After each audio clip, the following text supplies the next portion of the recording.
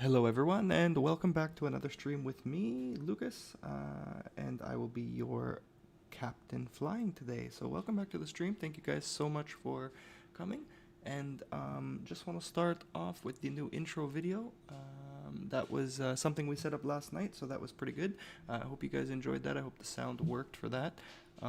We had a few more audio changes since last night, so we're going to have the microphone for my voice up as high as we can get it because we couldn't hear ourselves at all, and we're going to have the desktop audio down just a bit because the airplane was too loud, Vatsim was too loud, and just about everything else was too loud. So here we are. We have the new countdown timer. I see the ready to fly is a little bit out of sync there, but I can move that in just like that. And anyway, we'll get rid of that because here we are and we're ready to fly. So let's go and we'll jump into the cockpit. It looks today, guys, that we do have a jetway for the first time in a couple streams. However, we're having no jetway luck at all. If we take a quick peek, it seems to be slicing off the front nose of the aircraft just a little bit. Yep, it's resting right on there, so that's not ideal, but let's go ahead and power up the aircraft. We will get ready to go and see if that jetway wants to cooperate with us today. We're flying with the Pilot Club today, guys. It's a Discord group. I'll post a link to that, as always, in the description and in the end of the video. Today we are taking off and we're flying with the club from Southwest Florida International all the way over to Philadelphia International. We have a flight time of about 2 hours and 10 minutes, and we'll be at flight level 370 for this flight. So we've got a lot of things set up here. We tried to get this a little faster. Again, every stream we try to get a little faster, and in the first link there we have South Florida to Philly. Let's make sure our operational flight plan is working. Everything seems to be going there. And for the fuel, it looks great, 3,600 kilograms in the engine, in the airplane right now. So we need block fuel of... Florida Airport, Bravo 5, Delta 4211, D88, switching back. So it looks like we're on Unicom. Not a lot of ATC in South Florida at the moment, but we are going to have quite a bit of traffic here as we fly all the way up. Here's our route, as we can see, of Atlanta. Here's South Florida. We're going to get into Jacksonville Center. We'll have ATC, what looks like, all the way up into Philly. Got Philly approach on right now, New York Center, DC Center, so should be a good ride. Lots of ATC, keep you guys interested. So as for the fuel, 8,902 kilograms. It's going to take about 7 minutes, and we are starting. So let's go ahead and see if the jetway wants to work, as well as the external power. We'll get that on connected to the aircraft so we can start getting some aircraft power. Self-loading cargo, I'll just bring it over to show you guys again. The Airbus A320, we've loaded it all in from Simbrief. 152 passengers on board today's flight, so we will go ahead and start the flight.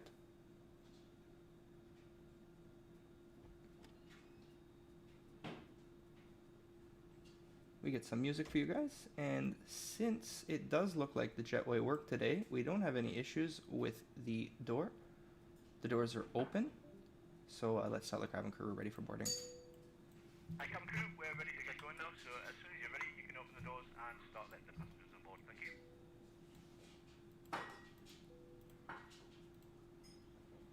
No problem.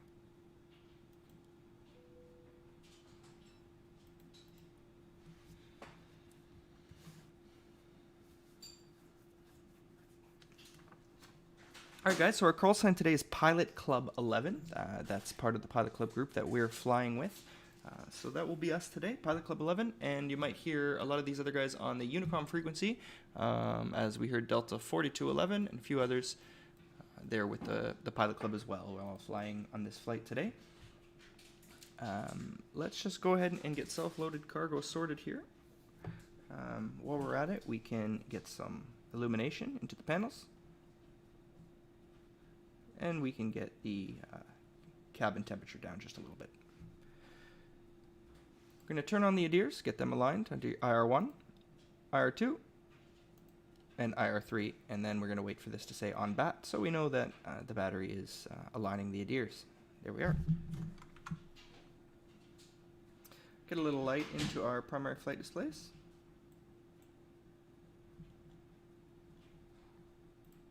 And all is looking good right now. So we're going to go ahead and start boarding the aircraft.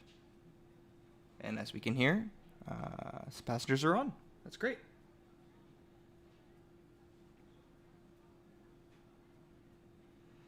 So we're going to test the APU, as always. That's what we need to do next. Seems to be working. And check the comms. 122.8. So that is the Unicom frequency when we are dealing with Vatsim. However, I haven't heard anybody, and it just occurred to me that South Florida approach is online. That's going to be 126.8. So we're going to find 126.8 here. It's pretty hard to see with the lighting, but that's okay. 126.8.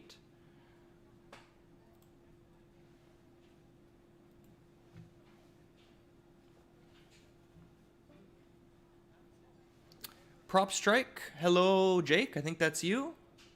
Mic is a lot better. That sounds great. I'm glad the mic's a lot better. The aircraft isn't powered up yet, so we'll see what that's like. If you can let me know what's going on with the rest of everything else. If the sound sounds good. If self-loading cargo is too loud, I can turn it down. For the meantime, we're going to go ahead and get started. So we have Atlanta set up. We checked that. So next is the MCDU. So let's go ahead and get our flight loaded in here.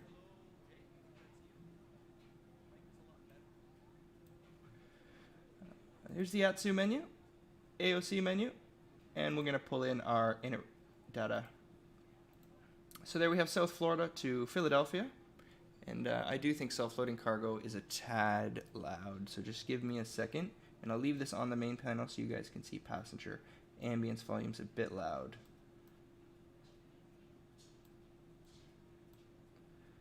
There you go, and we'll get that off the screen. So there's our init data. That looks good. Let's just check the weight and the balances. So we had 8,902 kilograms of fuel. That's loaded 9. That's interesting.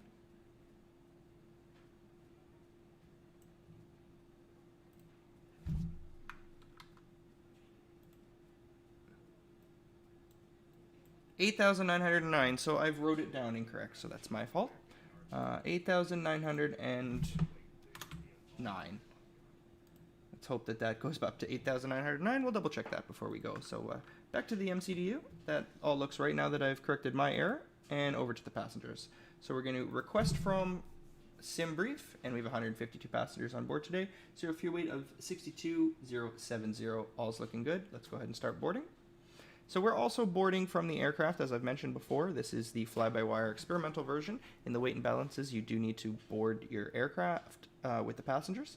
As loaded in by Simbrief, so it'll start boarding from the back and it'll finish right up at the front. You also have to load that in with self-loading cargo, as that's a separate tool and they don't talk to each other yet. So I have 119 passengers remaining for self-loading cargo, and we're very quickly catching up here because this loads at about 1 passenger a second, while this loads at about 1 passenger every 10 seconds or so. A little bit more realistic. Anyway, so the weight and balance is good, so let's go to our init and pull the init request. There's everything. We are South Florida to Philly with an alternate of JFK. The alternate's correct today. We didn't make any changes to our destination. Pre-flight, we have a cost index of 19 and a cruise temperature of -50. So don't worry about the flight number in use, guys. It's probably just picking up my flight, as I don't pre-file my flight plan ahead of time. So when I go ahead and log in, it grabs one, and then when I file my flight plan through vPilot, it creates another one, and it confuses the system a little bit. So as long as ATC doesn't tell you there's another exact same call sign on frequency, you can just go ahead and ignore that. There's our tropopause. You know what we're going to do, because like I mentioned very quickly earlier, South Florida approach. Does look like South Florida approach is online. I'm not sure why people are still on Unicom. That might be a mistake. So I'm going to go to South Florida approach 126.8. And surprisingly, it's actually already set up in there as well. It's interesting.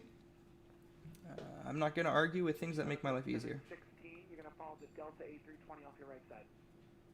So the secondary flight plan, primary flight plan is where we're going. And let's pull up the ATIS. Hopefully. 716 to Fort Myers. Pilot Club 19 is clear to Philly. Seashell 6 departure as filed. Maintain 4000, expect flight level 410. 10 minutes after departure, squawk 5711, read back to squawk over. Squawk 5711, Pilot Club 19. Pilot Club 19, read back correct. Pushing start at your discretion, call me ready to taxi. All right, Jake. If you can just let me know how the sounds sound now. If everything is good, you can let me know. If you're not hearing anything from self-loading cargo, I'll turn that up a little bit again. But for now, let's leave it and hope that all is good. We're still waiting the passengers on board. We're going to have to call for our clearance here shortly. Pilot Club 37, runway 6, taxi via Hotel, Golf 2, and Foxtrot. I don't seem to be able to get an ATIS off of VPilot, unfortunately. So, what I can do is cheat a little bit. Pilot Club 716, clear to Philly. Seashell 6 departure as filed, maintain 4000. Expect flight level 37010 minutes after departure, squawk 5712, read back squawk only. Sorry guys, I'm just trying to get an ATIS here to help me out, but it doesn't look like I'm going to get one. Pilot Club 716, runway 6, taxi via Foxtrot. There we go.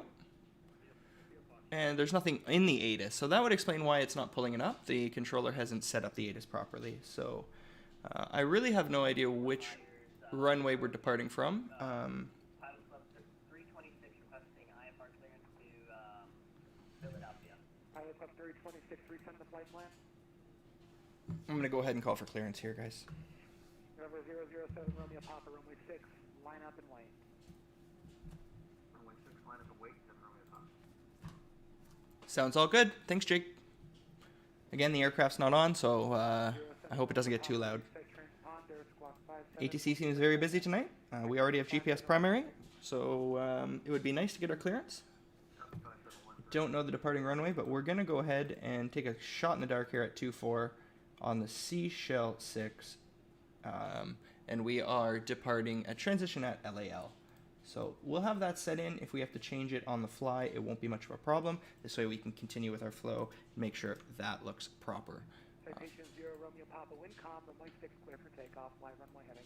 And of course I just heard him say runway 6, so let's just go ahead and change that right now. Runway 6 on the Seashell 6 through Lao. Alright. So we won't buy a lottery ticket today, and we will double check the departure plate on the Seashell 6. I'll bring that over here for you guys real quick. A26, runway 6, taxi via Golf 2. So it's a straight off runway heading departure.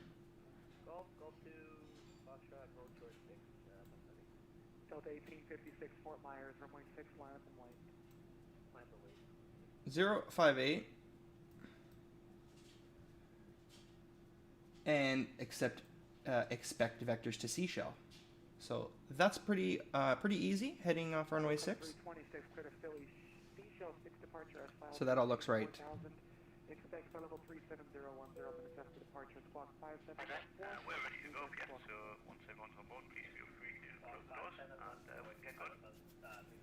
Pilot Club 326, read back correct, advisory frequency, ready to taxi. Advisory taxi. Okay, great. Momentum. Citation 07, Romeo Papa, radar contact, flight runway heading. Flight runway heading, citation 7 Romeo Papa. Delta 1856, Windcom, runway 6, clear for takeoff. Delta 4211, Fort Myers, hello, runway 6, line up and wait. We'll line up and wait after departing traffic, Delta 4211. South Florida departure, Pilot Club 11, Gate Bravo 5, looking for IFR to Philly. Pilot Club 11, clear to Philly, Seashell 6 departure as filed. Maintain 4000, expect flight level 37010 minutes after departure. Departure frequencies with me. Squawk 5715, read back the squawk only. Squawk only 5715 for Pilot Club 11. 07 Romeo Papa, clear direct Seashell. Alright guys, so that's a lot ATC's going on right now, so we won't bother him. He gave us top altitude of 4,000 feet. Read back correct, push start at your discretion, call me ready to taxi. We'll go for taxi, Pilot Club 11. So we're just trying to squeeze in here and not step on anybody, and also be quick on the frequency, because it sounds like he's got a lot of people going on, not just through the pilot club, but it does tend to bring a bit more traffic when all of us line up and we put pressure on these guys. So all looks good there. Top altitude. Let's keep going through the flows. We have the flight plan. Secondary flight plan is, as always, not operated. The rad nav, we'll just leave that for now. Init B, if we've loaded all the fuel, which it looks like we have. 8909, which it did grab. I didn't have to do anything about that, so that's nice. We'll go ahead and get the baggage and the catering on for now. Normally I'd show you guys that, but we're a little bit under pressure here to get out of the gate. So the fuel's loaded on.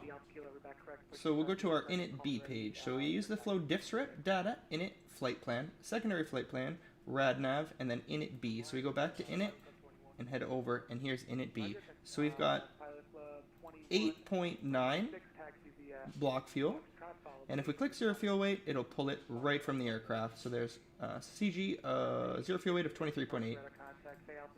So this is where we need the wind from Simbrief. It's told us that we're going to have an average tailwind of about 22 knots. So if I put in tail of 22 right there in the head, in the trip wind, it'll calculate that just a little bit more. You see not too much changed. See, the alternator says 0.6. That's the only thing that tends to be mistaken, as that actually is going to be double. So if I put in 1.1 there, not that I'll need the alternate, that'll just reserve that much fuel for the alternate and give me about, at this moment, an hour in extra fuel. Here's the performance. So if we want to take a look at runway 6, which we'll be departing off of, it's only one runway here in south of Florida. In Fort Myers is what we're departing from, so it's probably Fort Myers departure. Runway 6, and it's 12,000 feet, 3,658. So that's going to be nice and long, very, very easy runway to take off of. So we'll go flaps 1. So again, guys, we put the flaps in first because that's going to tell the aircraft exactly what kind of speed it needs to get off the ground. Transition altitude is 18,000 feet. That's always the same in Canada and the United States. And there's our V1 of 137, V2 of 138, VR of 138. I always make that mistake. And V2 of 142. So the speeds are a little bit lower than last night. We've got a little bit less fuel on board, a little bit more passengers and baggage on board. So that's the direct reason for that. We're going to climb out at 250. We're going to double check the Seashell 6 departure, RNAV. And there are no speed restrictions. There's no height restrictions. And minimum safe altitude around the runway is 2,600 feet. If we look at the airport, we're departing 27 feet above the sea level. So that's going to be right bang on 2,600 feet climb, which won't be any problem for us in the sim today.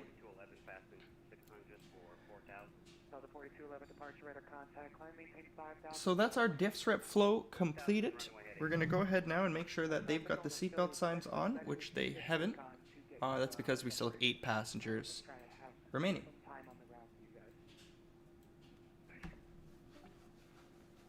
Looks like there's still some traffic on the ground here in Florida, and so we're not going to need to speed this up any faster because there's no point in hurrying up just to wait in line for aircrafts to take off. So let's continue with our flow, make sure this is proper and safe, and that way we have no issues. We've got the baggage and the catering going, so they've made the announcement, and we're going to get ready for the APU. So let's just go ahead and start the APU. We're going to wait 3 seconds and start the starter. Fort Myers approach, good afternoon, citation 5 Club 6 on the ground, Fort Myers, requesting I depart to Philly, please. Alright, so that's self-loading cargo telling me that all the passengers are on board, the boarding is complete, and it's saying that I can click to close the doors. So let's close the doors. But what I think I need to do in this is it connects to the fly pad. So it looks like the baggage and the catering is done. I'll disconnect the jetway, and there you see it automatically grabbed. So we're just going to let that work all by itself.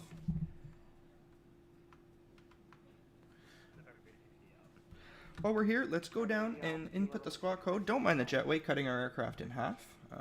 That's something that Microsoft Flight Simulator really does have to work on, but he gave us a squawk code of 5715. So put that in the ident TCAS system right there. gentlemen, good afternoon. Welcome aboard the aircraft. My name is Steve. I'm your pilot today, along with Chris and David, and your senior flight attendant, Alana. She, with the rest of the crew, will be making our way around the cabin, making sure you're comfortable. We're not anticipating any delays, so we should be arriving on time at our destination. The guys on the ground have just told us they've finished loading the final bits of luggage into the aircraft, so we should be on our way very shortly. We are, however, waiting to receive clearance to push back and start before we taxi to the runway. If you can help the cabin crew by getting yourself sat comfortable with the seatbelts fastened, that would be fantastic.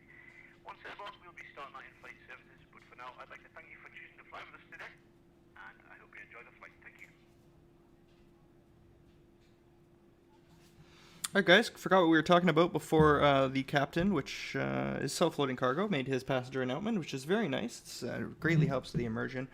I really do enjoy having self-loading cargo. It was worth, I think it was like $11, and I've got it forever. No more payments on that, and it's great. If you get it now, it's still in the early development stage, and I think you get a discount on it, 50% or so discount on it. So if you fly and you're wondering what to get, I don't have Pack X either, but self-loading cargo is pretty great, I must say. So our APU's started, so let's go ahead and turn off the external power, and we will tell the truck that he can go take a coffee break. The tug, on the other hand, will tell him to get his acting gear and connect to the aircraft while we go ahead and get ready to push. So we will go back up here. We'll turn on all the fuel pumps. 1, 2, 1, 2, right, 1, 2. After that, we're going to do a quick push briefing just for ourselves because my situational awareness at the moment isn't the best. So I'll bring back the charts for you. We're over here at Bravo 3, so we're going to push back and have the nose face to the northeast. That's because we are... Oh, come on now. We're down here, and we need to go to runway 6. So we'll push back, probably onto Golf, travel around Golf, Golf 1, Fox, and that's how that's going to go. At least that's how I hope that's going to go. So let's confirm that by jumping outside of the aircraft just for a minute, and we'll take a look around. And it does look like we want to push back, just as we said. We're right at the end of the gate. We're going to push back and face north. So clear on the right, clear on the left. Let's go ahead, and we don't have to call ATC for push. We have push at our discretion, call for taxi. So let's double check the overhead panel has no white lights. Everything looks good. Let's double check that all the vehicles have been disconnected. Let's disconnect the parking brake, and away we go. We will turn on the engine starter and start engine 2. Make sure that we have N2 pressure, it's rising, and very shortly you'll see EGT exhaust gas temperature start to rise as well. There's 31. So we know engine 2 is starting. So let's just double check where we are in relation to, whoops, the yellow line, as this is always a challenge. Looks like we've got a little bit of space there before we get to the turn, and I do have to do this on my own. I don't want to miss it. So, oh, I'd hope the doors would be armed. And we're going to go this way. There we go. Let's just take a look at the chat. Ladies and gentlemen, on behalf of the crew, I ask that you please direct your attention to the monitors above as we review the emergency procedures. There are 6 emergency exits on this aircraft. Listen for the safety demonstration, guys. Closest to you. Note that the nearest exit may be behind you. Count the number of rows to this exit. Should the cabin experience sudden pressure loss, stay calm and listen for instructions from the cabin crew. Oxygen masks will drop down from above your seat. Place the mask over your mouth and nose. Hi, Captain. The cabin is again. All doors contact my children. Make sure that your own mask is on first before helping your children. In the unlikely event of an emergency landing and evacuation, leave your carry-on items behind. Life rafts are located below your seat and emergency lighting will lead you to your closest exit. Start engine 1. We ask that you make sure that all carry-on luggage is stowed away safely during the flight. While we wait for takeoff, please take a moment to review the safety data card in the seat pocket in front of you. Thank you for your attention. We hope you enjoy the flight.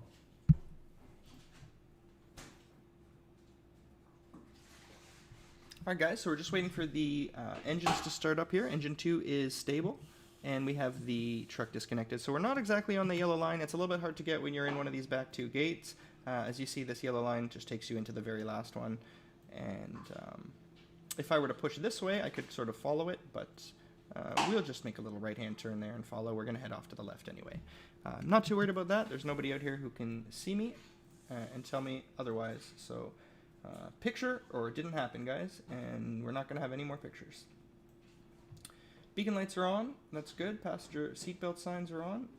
Everything looks to be going quite well. I think we forgot to test the engine fire, but what can you do? So engine 1 stabilizing here. We're going to turn on the chrono.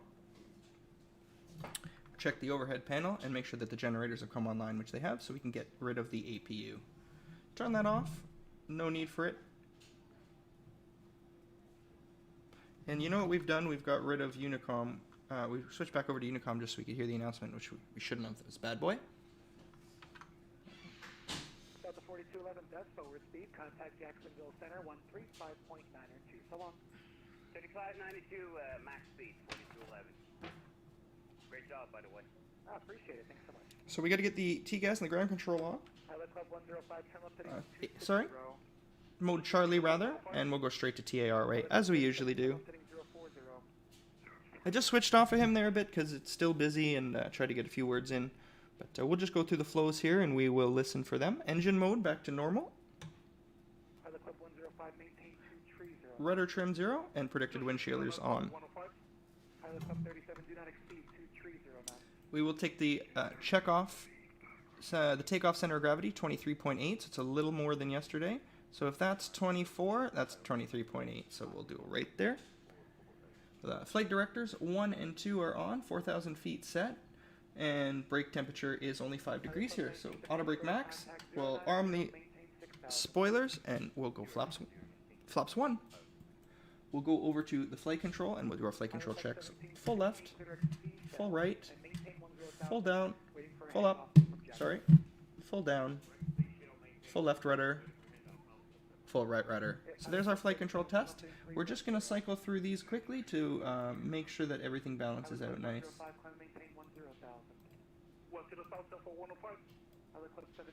There's the electrics, there's the hydraulics, here's the fuel.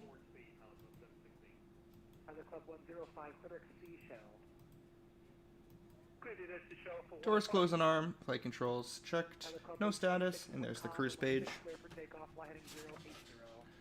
Okay guys, so let's just go ahead and get our, we've done the taxi briefing, we've done the cabin announcement, let's go ahead and get our ATC taxi clearance. Pilot Club 37, turn left heading 270. Pilot Club 21, Fort Myers, hello, runway 6, line up and wait. Fort Myers departure, Air Canada, Pilot Club 11, ready for taxi, runway 6. Pilot Club 11, runway 6, taxi via Golf 2 and Foxtrot. Taxi runway 6 via Golf 2 and Foxtrot, Pilot Club 11. Pilot Club 37, maintain 9,000. Alright guys, so there's our clearance for taxi. So we're going to go here, make a left, follow Golf, which is the outer ring, up to here, onto Golf 2, and then make a left onto Foxtrot, right around runway 6, and we're going to hold short runway 6 and until they give us a call. So let's get rid of the charts, and let's go ahead and get taxiing. Taxi checklist is good. Let's start that. ATC clearance gained, lights, taxi, and strobe. There's the taxi light, and we'll auto the strobe light, just in case we forget it when we take off. Release the parking brake, and away we go. Alright guys, let's go to Philly. 310. So we just got to make sure we don't miss Golf, because there are no taxiway indicators here at this runway, it seems, at the moment, at this airport. Maybe that's just from where we are, and I think that's a little bit of also a mixture of having to do with Microsoft Flight Simulator not having sort of the best taxi signs and lighting. I know the lighting was sort of taken care of from my experience and from what I understand. X-Plane 11, the night lighting in X-Plane 11 just is phenomenal. Pilot Club 21 on departure flighting 090, wind calm, runway 6 cleared for takeoff. We're going to keep our left turn here, guys. This is Golf because it's the first taxiway that I see. See another one over there. I think that's Kilo, and then one more that's Lima. So that would make this Golf, even though the signage is atrocious. As soon as we make this left turn, we'll do the brake test. We made the turn at 10, 11 knots, so that's good. 11 knots, so let's just tap the brakes. Pilot Club 37, And we have brake pressure, so that dropped us down to 9 knots. Pilot Club 37, climb maintain 10,000. So we're just cruising along here, guys, on Golf. Turn left heading 270, climb maintain 8,000. Pilot Club 19, turn left heading 270, climb maintain 8,000. Is this... Oh, that's not Golf. Pilot Club 105, best forward. A little bit confusing here. I think this is still Golf. Good day. I might be onto Golf 5 now, but... oh, there we have... Appreciate it, thank you. Departing colleague out of the Pilot Club. Unfortunately, I don't have model matching or liveries. That's another future endeavor for me, guys. That's a bit complicated. 826, turn left heading 350, climb and maintain 6,000. I know that British AvGeek has a really good video on that, and he might have the best links to the proper model matching. So I think I'll take some time in the next weeks or so before the next, I'd say 2 or 3 streams. I'm not going to do it right away. It is complicated. 37, maintain 250 knots. And we'll see if we can't get some proper model matching, which would just make this a whole lot better.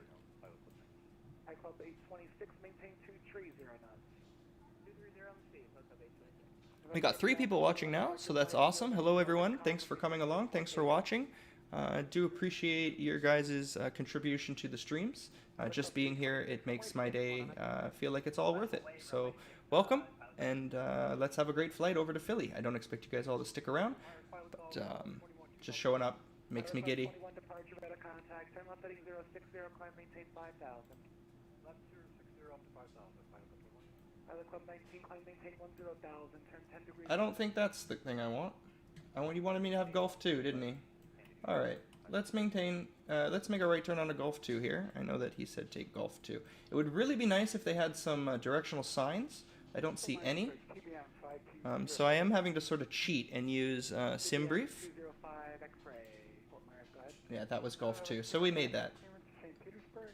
He shouldn't notice any problems. There goes another one of our Pilot Club colleagues. Oh, I just closed Simbrief. That's not what I wanted to do. Doing great. Pilot Club 826, turn left heading 260. Pilot Club 37, best forward speed. I'll have a handoff to Jacksonville any second now. I meant Navigraph there, guys, not Simbrief. So let me just pull that back up here for a second. Fort Myers approach, Pilot Club 6, ready taxi. Pilot Club 826, turn left heading 260. Pilot Club 6, runway 6, taxi via Alpha. Runway 6 via Alpha, Pilot Club 6. Fort Myers approach, Pilot Club 6. Pilot Club 19, climb maintain 10,000, clear exceed.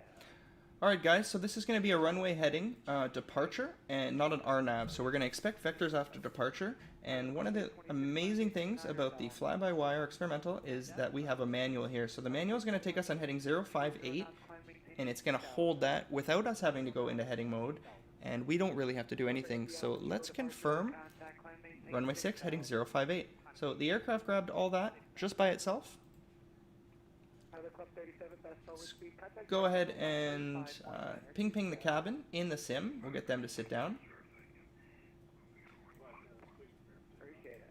And then we'll make our announcement in self-loading cargo as well. 326, fly heading 090, wind calm, runway 6 clear for takeoff.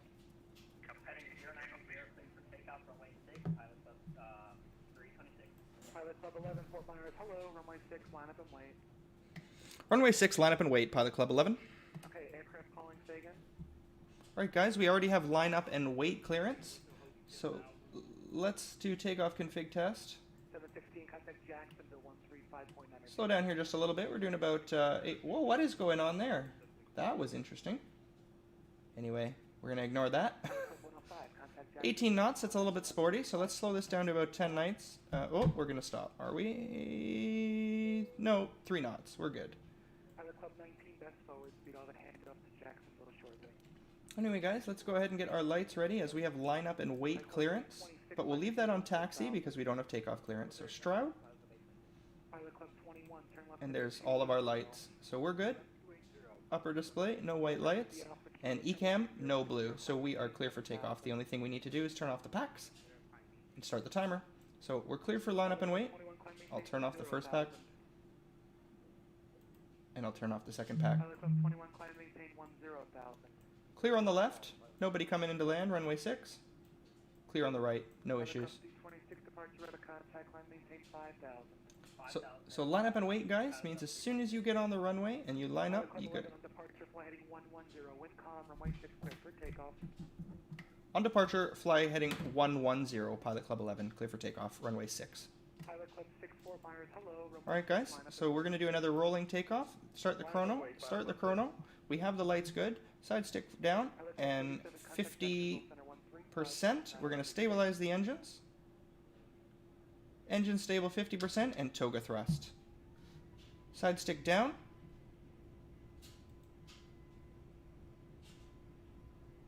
And it even tells me where to put the side stick with regards to the wind. So 110, it's not going to fly that until I put it into heading mode, so we're able to do that. And look at that, we mentioned this on the last stream. There's a baggage truck. Boy, we would all be dead. Alright, side stick neutral, and there's some more cars on the runway. And there's V1, let's take off. Positive rate, gear up.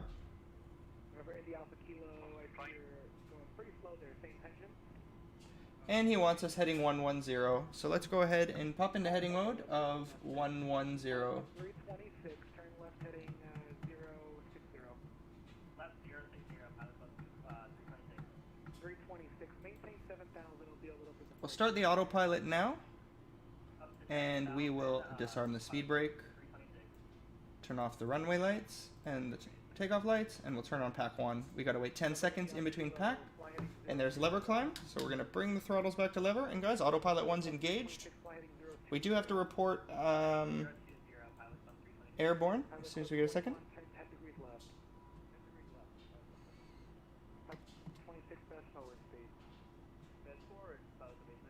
4 Myers departure, Pilot Club 11, 2,300 for 4,000. That was likely to say again. Pilot Club 826 on departure, fly heading 130, runway 6 clear for takeoff.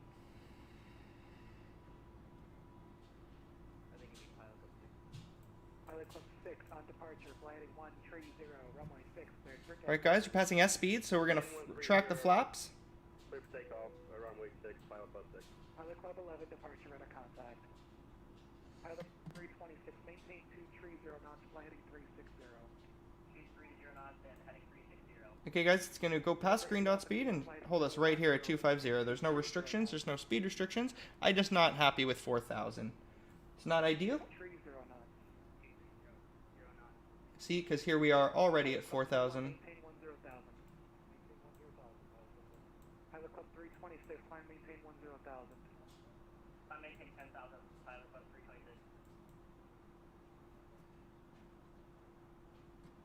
So we won't call him, we won't bother him and tell him that we're at 4,000. He should, if he's on the ball, know that we're at 4,000. Even though if we had a big issue with it, we could give him a call and tell him, look. So he's got us going the wrong way away from the destination that we want. I'm assuming it's for spacing. So he's got aircraft flying off like this. And he's had me make a right so I can fit in a long stream. He may even send me to the right. Unfortunately, guys, TCAS is not working, so you'd be able to see all these other aircraft around us if TCAS are working. You'd be able to see the flight that they're at, what am I trying to say here? The altitude that they're at, and their relationship in regards to my aircraft here. I'm also trying to listen to ATC.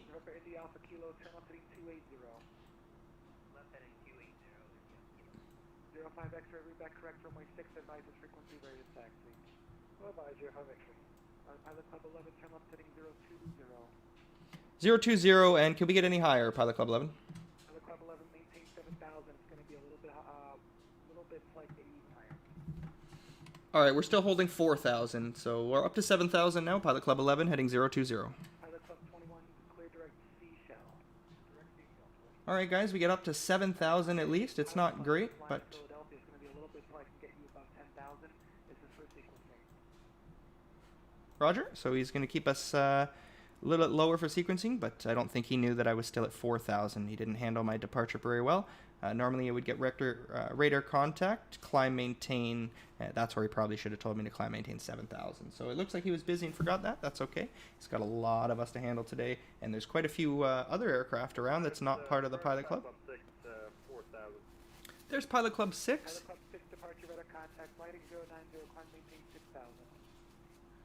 090 heading and 6,000 on altitude. Pilot Club 6, that's our good buddy Serge. He is the founder of the Pilot Club. He puts a lot of work into what he does, into the group, into all these group flights, into managing the Discord, and he's a great guy. You guys, if you're part of the Pilot Club, you know how much he puts into this all the time, whether he's around or on vacation or not. And if you're not, and you join the Pilot Club, I'm sure he's going to greet you and tell you hello, how do you do, and be very interested to know what you fly and what you enjoy flying on the network. And if you need help, man, he's going to direct you in the right place. So Serge is a great guy, and that's him there, Pilot Club 6. So he's got a lot of knowledge, and so does the Pilot Club. That's something that I was going to mention a little bit earlier, but we're a little bit rushed getting off the ground. So the Pilot Club is a group on Discord. It's a great group of people. We have in real life pilots, we have sim pilots, primarily sim pilots across all the different simulators out there. We have P3D, we have X-Plane 11, a lot of them is Microsoft Flight Simulator 2020. We all get together, we do group flights. There's about 4 or 5, sometimes 5 group flights a week.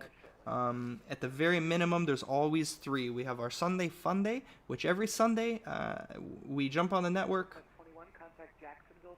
and we get together and we fly with as much ATC as we can get. We reach out to Vatsim ATC, we tell them where we're going, and we do our best to get them on board and get them Pilot Club 11, turn left heading 310. left 310, Pilot Club 11. Pilot Club 6, turn left heading 010.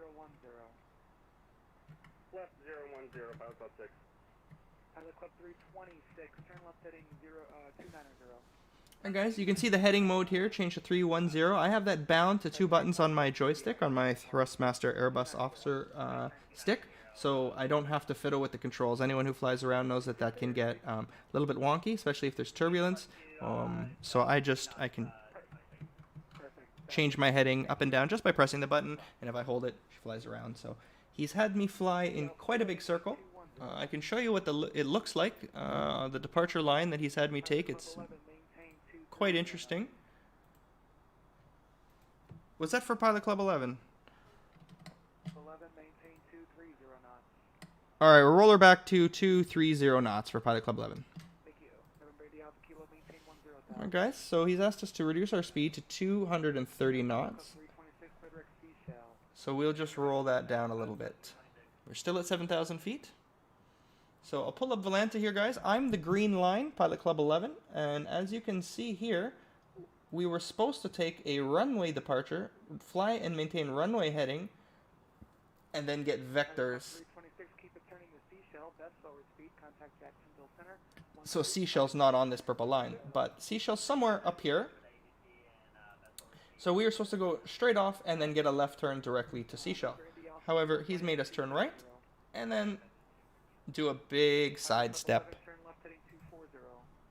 Left 240, Pilot Club 11. And now we're going to keep going left. Turn left heading 330. Left 330, Pilot Club 6. The other alternate to this is he sends us up there and then they put us into a hold. So I don't necessarily want to be up in a hold pattern. So I don't mind taking this sort of interesting departure. Now what is even more interesting to this is we're heading 240, so if we bring up Volanta again, we're going to keep turning. There's my 10,000 clearance. Climb maintain 10, 10,000, Pilot Club 11. Pilot Club 6, climb maintain 10,000. 10,000, Pilot Club 6. So we're heading 240, and we're almost coming right back towards the runway now. So if we look out here, I know there's a bit of clouds. This is one of the more...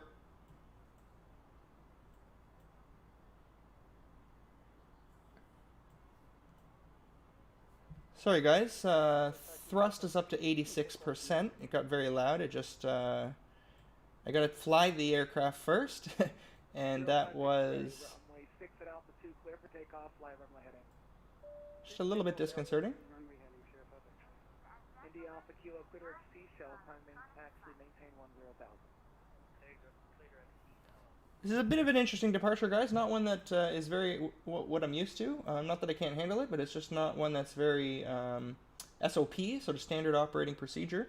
I've had quite a bit of a diversion on this departure. I can bring it up one more time, and you can see we've made quite the interesting loop. And then I'm sure he's going to send us right turn at some point. It is Miami Center. We've had some issues with them before, so I hope they're not just taking us for a ride, which is a little bit of what they've done. I've wasted now. Let's take a look. So engines have been rotating. Engines have been at full thrust for 10 minutes, and we've been on the ground. Engine started 20 minutes ago, so we've been flying for 10 minutes. Pilot Club 320, Pilot Club, actually November India Alpha Kilo, clear direct seashell. So I'll just do my little chrono trick here, and I'll set this to 10 minutes to know that this is actually 10 minutes behind what the actual flight time is versus the engine's flight time is. So there's chrono. So we've been flying for 10 minutes, and we have... 11, turn right heading 270. now we're finally getting our on-course vectors. Right heading 270, Pilot Club 11. Pilot Club 6, turn left heading 240. Expect a short delay for in-trail spacing. Left 240, Pilot Club 6. November India Alpha Kilo, best forward speed.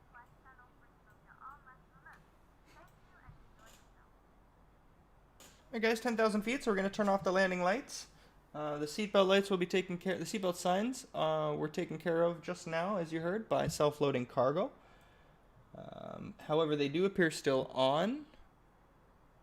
Oh yes, seatbelt signs are still on self-loading cargo. So I'm assuming that's because I'm still just at 10,000. When I get to about 11,000 feet or so, I think self-loading cargo will take over. I could turn it off now, but since we're still sort of doing a dog's tail wag sort of a departure, we will, well, we'll just leave. Pilot Club 11, lighting 270 for now. Traffic's a citation northeastbound 7 miles from your position, 10,000 feet. 7 miles, which direction? Sorry, sir? He's off your right side, 3 o'clock, turning northeastbound 6 miles, 10,000.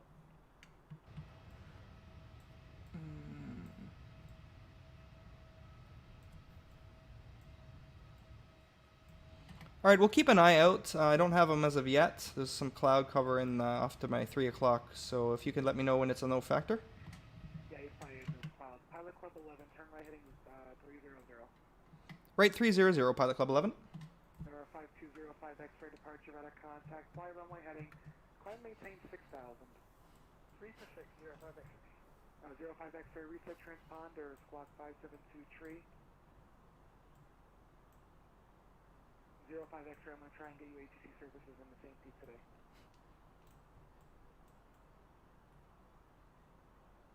That'd be great, 05 X-ray. Okay, guys, he's warned me about a little bit of traffic off of my 1 o'clock to 3 o'clock. I've turned now, so he's probably right in front of me. I don't...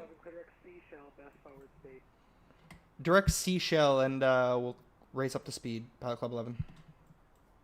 So he's got us really low speed down here until he gets us direct to seashell, and then he wants us to just accelerate away as fast as we can. So cleared right turn direct seashell, and now we'll accelerate up to our cruise of 290 knots.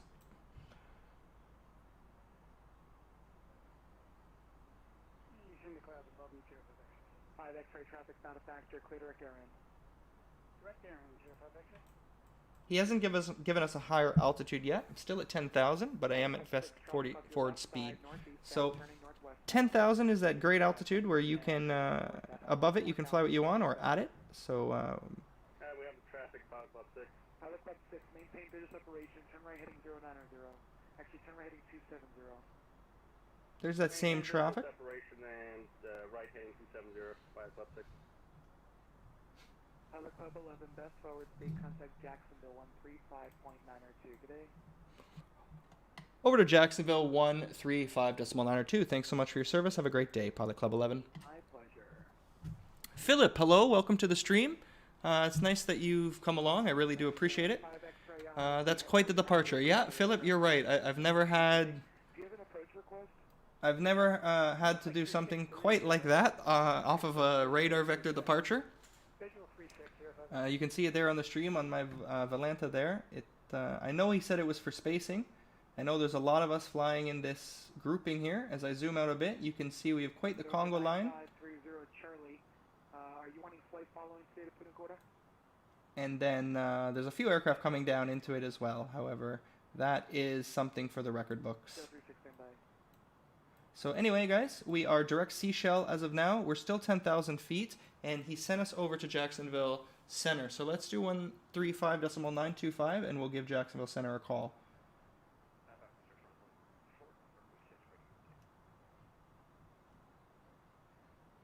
530 Charlie. Runway 6 clear. All right, Jacksonville Center, 135.925. Let's give them a call. It seems a little bit quieter here. Jacksonville Center, hello. Air Canada, Pilot Club 11, 10,000 to Seashell.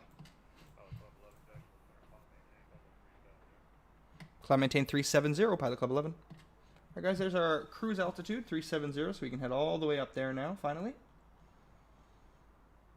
And we're back onto managed heading mode. Once we direct Seashell, that took us to managed mode, so we can take managed climb.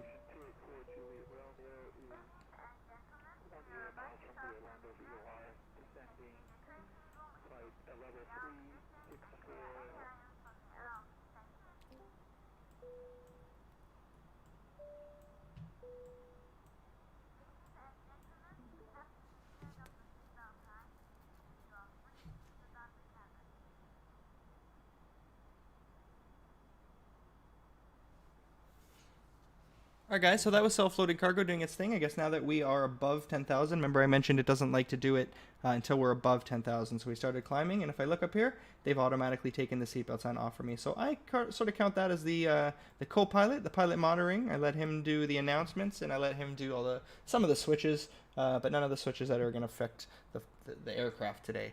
So here we are still. We have a little map on the iPad. If we take a look there, just north of Cuba, we're still in Miami. We've done quite the little S as a departure. But we are finally on our way. It's see how much of a delay we've had. We should probably inform the passengers.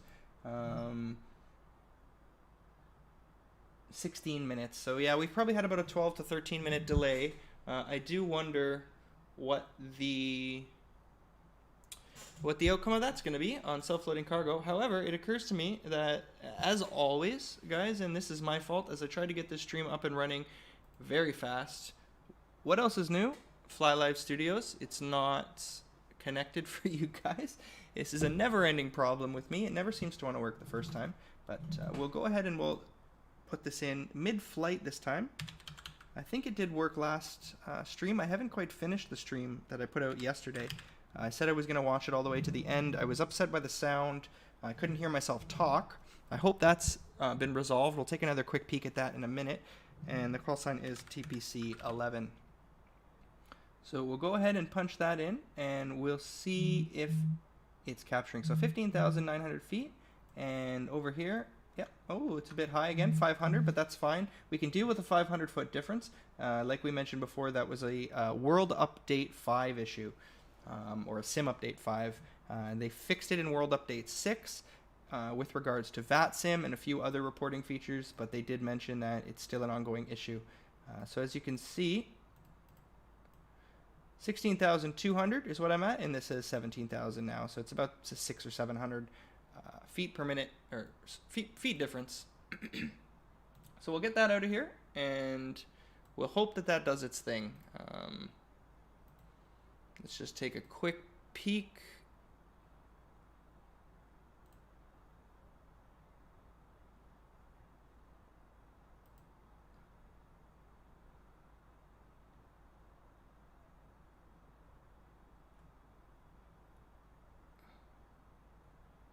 Sorry guys, just trying to see if the FlyLive is working or not. I'm not sure if it is.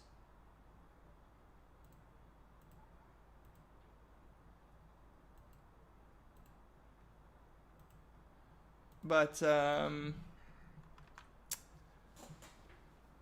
yeah, that's interesting. I I really need to take a learning session with the FlyLive Overlay. This is like the 4th or 5th time that I just don't seem to be able to get it to work. I don't think it's my issue with OBS today. I think that is working as normal. Let's see now. Maybe that just popped up again. So I think that should be working now.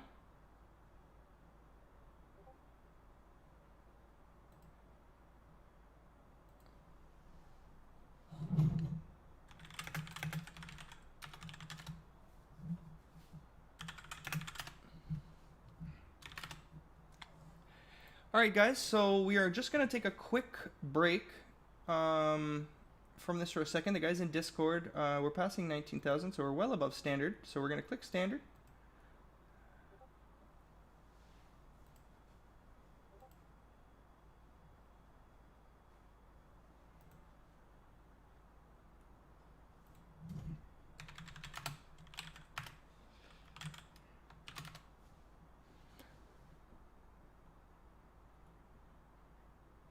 Alright, sorry guys, we're just taking care of a few Discord things. Some of the guys are sending some messages, so instead of me disappearing for a little while right now, I just figured I'd send them a couple messages. So that's good. So let's just take a look at the airplane setup that we've got now. We're flight level 210 and climbing, 18,000 feet per minute, so that's good. We're at our cruise speed, and that's the best forward speed that we can give him at the moment.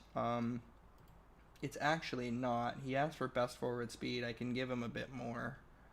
So we'll give him 300 knots for now, and then we'll hold the decimal 81. He said best forward speed, so it's at my discretion. I think we bugged off. Literally is 200 miles out of your way. 135925. So we're back with him. We were a bad boy again. We disappeared from Vatsim, so I hope he wasn't calling us.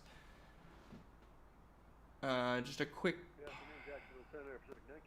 pop into the chat. It looks like they weren't calling us, at least that he didn't write anything, so that's good.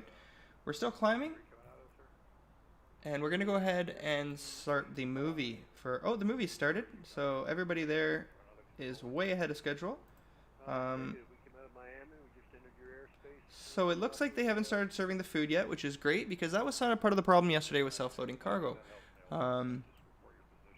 Everybody sort of got served food pretty early in the flight, and then about halfway through, everybody seemed very hungry. I don't have the option to serve food twice on the flight, so as long as they don't go ahead and serve the food as soon as we hit 11,000 feet, it gives me the option to serve the food a little bit later in the flight. And I'm hoping as soon as the hot drinks are almost done, the food will come up next. And I don't mind that now because it's about a 2-hour flight. 2 hours, 10 minutes. It's actually probably closer to 2 hours and 30 minutes now that we've had our interesting departure, as mentioned by Philip. So the point of that is, since our flight time's going to be a little bit longer, I can serve the hot drinks more than once. I can serve the alcoholic drinks more than once. So the food is the key one there. So try to get them hungry first, then feed them, and then they can get hungry again, rather than feeding them all right away and then letting them turn into a bunch of hangry people in the back of my airplane. Watching the movie, a lot of people, 89 people or more watching the movie. A couple people sleeping, and a few people drinking. That's the hot drinks, of course. We have an 89% satisfaction rating at the moment, so let's 89 and rising. So let's see how that rises. Start the flight. Ryan, hello. Ryan says, what program is that? So what this is self-loading cargo at the moment. It's a third-party program that uses FCUIPC to link it, and it's about $9 Canadian right now if you search self-loading cargo on Google. And what you do is it has a little bar here that says start flight before you go, and it can import from Simbrief the very same way that you would import your Simbrief into, say, your aircraft, the MCDU. So you do all that into Simbrief and you generate your operational flight plan, and then when you click start, it'll generate your departure airport, your arrival airport, and how many passengers that you've requested, or if it's left in auto, however many that Simbrief gives you, it will populate into here, and then you sort of just have to go through the flows. So as you're parked at the gate and I'm just going to pull up the fly pad here, and then I would pull up the jetway by using packs. When you pull up the jetway, it sort of automatically, there's a lot of automation in self-loading cargo, which for better or for worse, last night on the stream we had an issue where I didn't have a jetway. So the self-loading cargo did not want to open the doors because it was waiting for the jetway, but Microsoft Flight Simulator wouldn't bring me one, wouldn't give me one. Today I had one, and it worked just fine. So it's just a matter of clicking the right buttons in the right time, and if you click Address the Cabin, it automatically does the green ones. So in cruise reached, we have told it 370 is our cruising altitude. 370 blue, we're almost there. And when we get this, it'll automatically play the cruise reached noise. Anything else, if I have turbulence or bad weather and I want to inform the flight for diverting, I can personally make those announcements myself. Experiencing some engine issues here. I think we're going to have to divert. Oh, we have a diversion. Pellet Club 19. Okay, Roger. Where do you want to go? I'll take Orlando in blue. Okay, Pellet Club 19, Roger. Clear to the Orlando International Airport via radar vectors. Turn right, heading 180, and it's going to maintain 1,000. Altimeter 299 or so. So our good buddy Brendan seems to have some engine issues. He's diverting to Orlando. Can you also use it for private jet? Ryan Sky, sorry about that. Yeah, you can use it for the private jet. One of the options, I skipped over that in the beginning, is the aircraft type. So when you click that, it is basically all the same aircraft types that you find in Simbrief, in your Simbrief airframes. It has just about every single one. So yeah, you can use it for private jet. You can set your aircraft layout. So if I bring this back over here, this is the aircraft layout, and I've actually modded this a little bit because my Airbus A320 has 175 passengers, and this one only wanted to give me 160. So I've added a few more rows. It's a little bit complicated, but you can go through there and change the files a little bit. It's not really that complicated once you sort of figure out, keep it in the same format. And then, but yeah, so this says Airbus A320 right at the top, you see here. So if you had a private jet, if you had a TBM or if you had a CJ4, for example, you could select that, and then yeah, you may only have the layout for 15 passengers or 60 passengers, or however many passengers your airplane may have. It's quite the interesting system, but yes, you can use it for more than the A320. It has all types of passenger jets, including Boeing, and a lot of lower jets too. I'd show you if I could, but I'm afraid that it will. Sorry, just making sure that wasn't for me on ATC. Like I was saying, I would show you again the beginning setup, and I'm sorry that I sort of flew through that to see if your specific aircraft was in there. I'm pretty sure it is. I don't think I can do that without ruining this flight. So, Ryan, I do believe my answer is yes. You can use it for many, many, many different types of jets, airplanes, and Exejet. If you're an Exejet flyer, for example, yeah, you'll definitely be happy by this.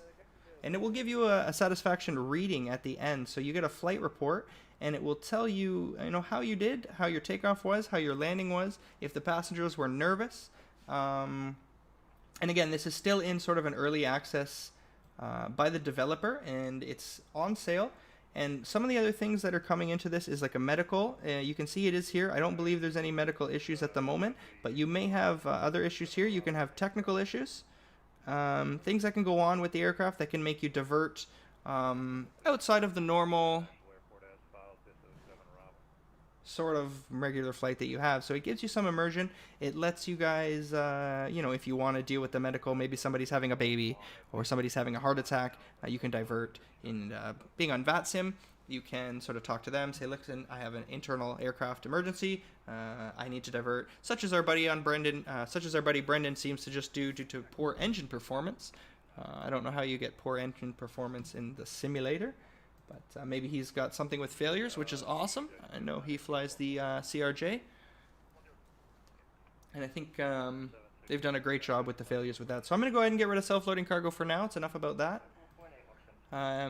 Ryan, no problem. I hope that was helpful. I hope if you're looking to get it, that you decide maybe it is for me. Again, if you're on the fence with getting it, for the next couple months or so, it is about 50 or 40% off. So for me, I was on the fence. I really didn't know if I was going to get it. And then I said, look, it's 50% off. It's not going to be on sale forever. It's going to go into full release shortly. So I just bought it. I bit the bullet, and I'm happy. Even if I don't use it anymore, I'm definitely pretty impressed. There's more to it than I thought that would have it. Anyway, guys, let's take a minute to get back some situational awareness into the aircraft. See where we are, where we've been. We talked about self-loading cargo for quite a while. We're still at Mach 8.1. That's because we were at 300 knots and we stopped paying attention and it switched over to speed mode. So that's fine. Let's just drop it down to 8.0 and we'll actually... well, that's the other thing. He hasn't told us to maintain a certain speed. He's just given us best forward speed. So I don't have to request to reduce speed at this instance. If it starts to interfere with what he wants or what he's doing, he'll call me. He'll tell me to do a certain speed. Best forward speed for me is no longer 300. As you can see, it's really good that we've just paid attention and done this, because we're actually losing... Coffin's Corner is slowly creeping up to us as we continue to raise in altitude. And in fact... Mach decimal 8 may even be pushing this. However, the higher we go, the lower that the indicated airspeed will go with the same Mach number as well. So we're at about as high as we can go. If we had maintained 300 knots there, Mach decimal 8.1 where we at, we'd be very close to overspeeding now. So that was good timing. I'm gonna go with good piloting. That was definitely good piloting. So we'll maintain Mach decimal 8 for now, and if we need to go any lower, because he said best forward speed, if we want to come down to Mach decimal 7.9 or 7.8, because 8.0 really is our best forward speed, and if we want to go under that, we would have to give him a call. And, I know there's aircraft behind us. I know Surge is probably still behind us. 459 Victor, were you coming from another controller? Yes, sir.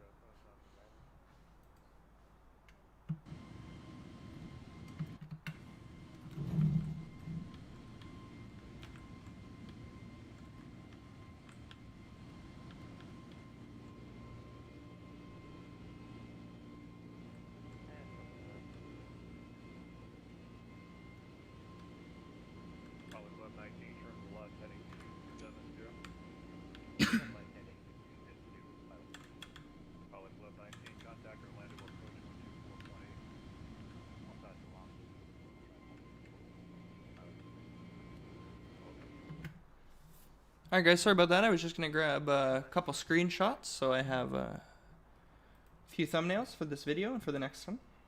Whenever I fly the Pilot Club, I try to make the thumbnail match the call sign that I'm using. I figure that's just basic, so if I'm flying Pilot Club, I like to have a Pilot Club thumbnail, or if I'm flying a Delta or Air Canada, as is mostly frequented on this stream, we generally fly Air Canada as much as we can. If we're even in the vicinity of Canada, we'll throw on the Air Canada 1013 call sign. That's sort of the one we've adopted. That's sort of the channel's home call sign. And it's the one that I hear the easiest. Pilot Club 11, especially when I'm flying with all these other Pilot Club members, a little bit difficult to understand. So, not understand, sorry. It's a little difficult to pick up. He's constantly calling Pilot Club this, Pilot Club that. So I really just have to listen for 11. Sometimes we got a couple other Pilot Club 711 and Delta 4211. So it's a bit of a challenge when I use Pilot Club 11. That's why I like Air Canada 1013. Another option for me often is Delta 222, Delta 222. So I like Delta 222 a lot. I'm sure you guys will get that. We were almost Delta 222 on the stream today. But since we're flying with the Pilot Club, we pick Pilot Club 11. We're going to go ahead and serve some alcohol, so you guys can grab some ice, get a glass. Drinks are free today for everybody who's following along.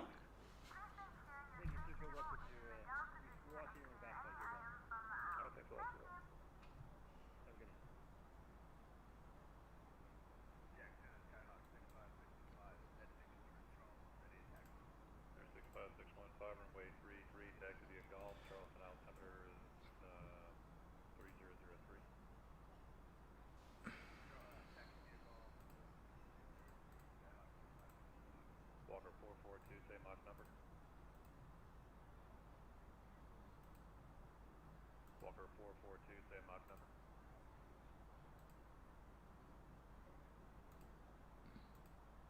Hi guys, it seems FlyLive is frozen again.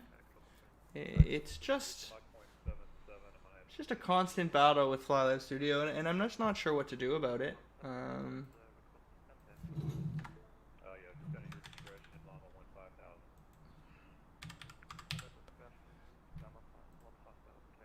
I think what I'll do for the next stream is completely uninstall it and reinstall it again. It just doesn't seem, when I just change around the flight dispatcher information, it doesn't seem to want to work. I mean, it's capturing the vertical speed at the moment and the frame rate, but everything else seems to be frozen. The distance to go is not moving and the altitude's not moving. So we'll take this here, and this is what I'm talking about. The 864 nautical miles is not moving. The altitude still says 35,500, and it's supposed to be 5,000 above, and now it's about 1,000 below. So if we get rid of that. Is that as fast as you go? I can go up to Mach 0.74. Alright, Walker 442. Alright, just maintain Mach 0.7. And there you guys go. You see the altitude's captured again. So there's something in the program that stops working after about 20 minutes. Southwest 4921, contact Atlanta 713 Chief. Ladies and gentlemen from the cockpit, just to let you know, we've reached our cruise level and we're not anticipating any major delays, so hope to have your destination on time as planned. As the cabin crew make their way around the aircraft, please make sure the aisles are clear of any items, and I invite you to free sit back, relax, and enjoy the flight. Thank you. 532, are you calling for clearance? Alright guys, so flight level 370, we've reached cruise. So cruise checklist, we've set TCAS to below.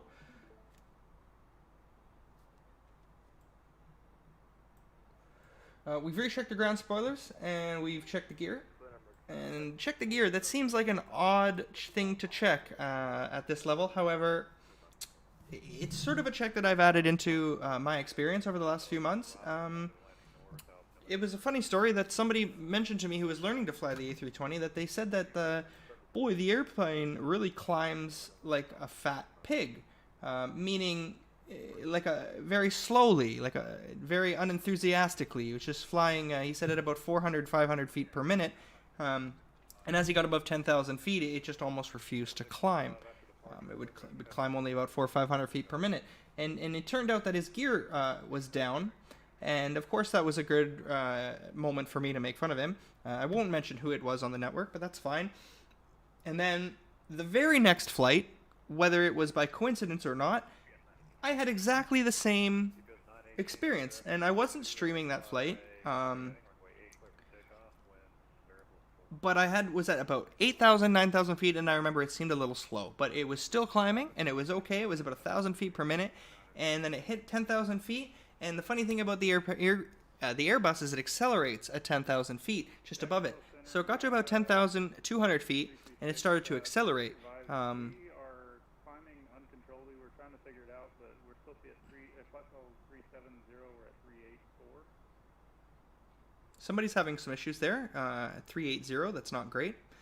But so the aircraft continued to accelerate to about 260, 280 knots, which is where it stopped. And it wouldn't climb. It was only climbing to about 400, 500 feet per minute, and I could not understand what was going on.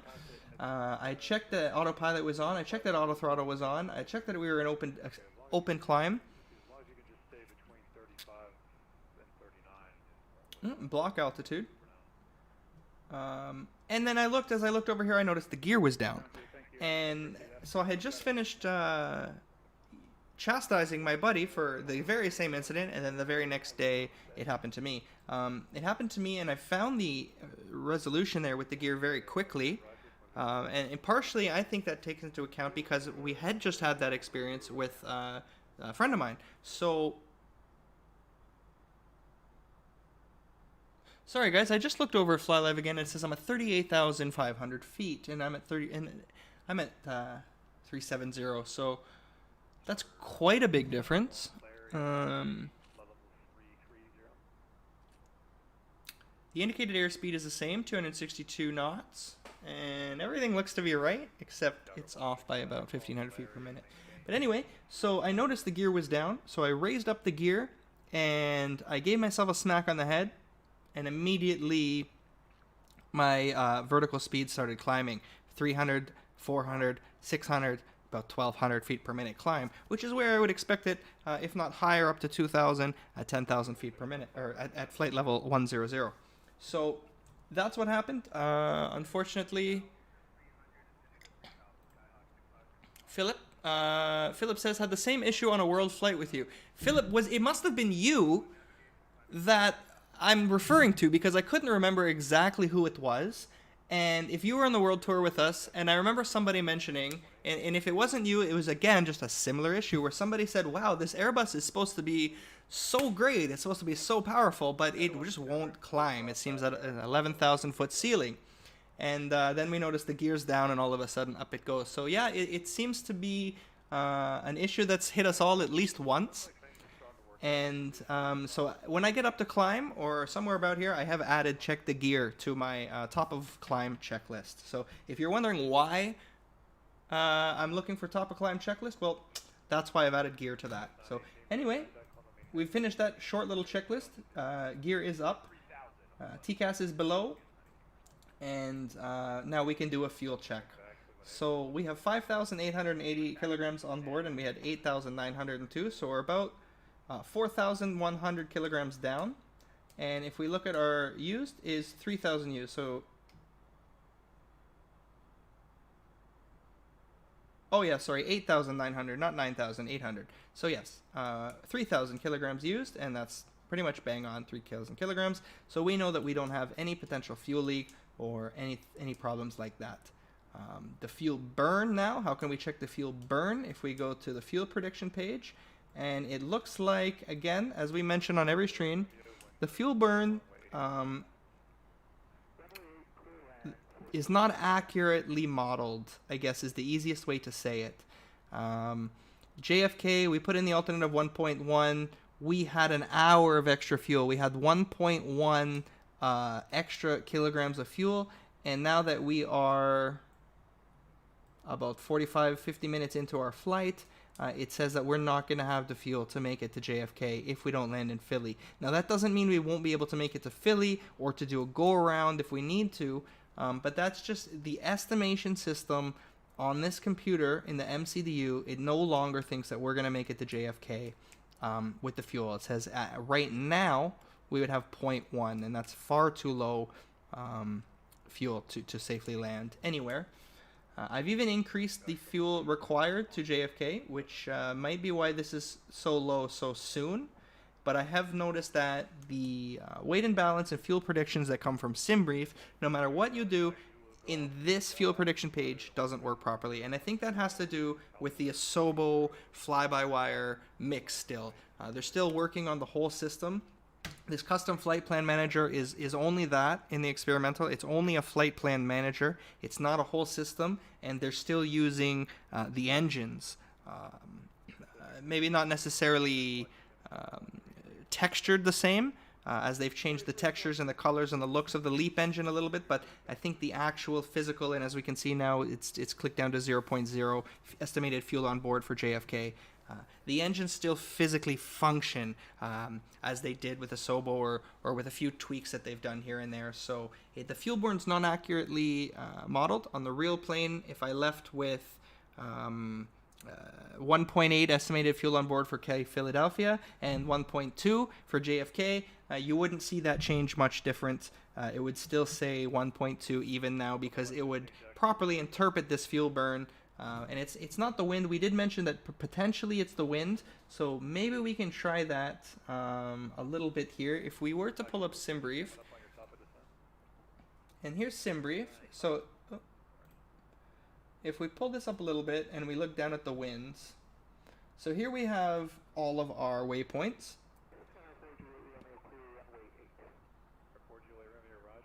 Here's the wind and the temperatures, so it's going to be the lower one right here. So you can see 29027. So we're coming up on Femin, and it's saying 278 at 73,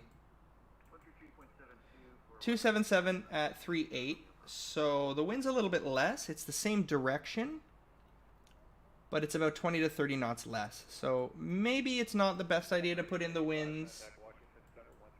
And there is destination estimated fuel on board is below minimum. So that can be a little disconcerting, because now you can worry that I don't have the destination fuel. But as we had just mentioned, the destination it's talking about is your alternate. Now, technically, your destination fuel is below a minimum because you no longer have an alternate amount of fuel there.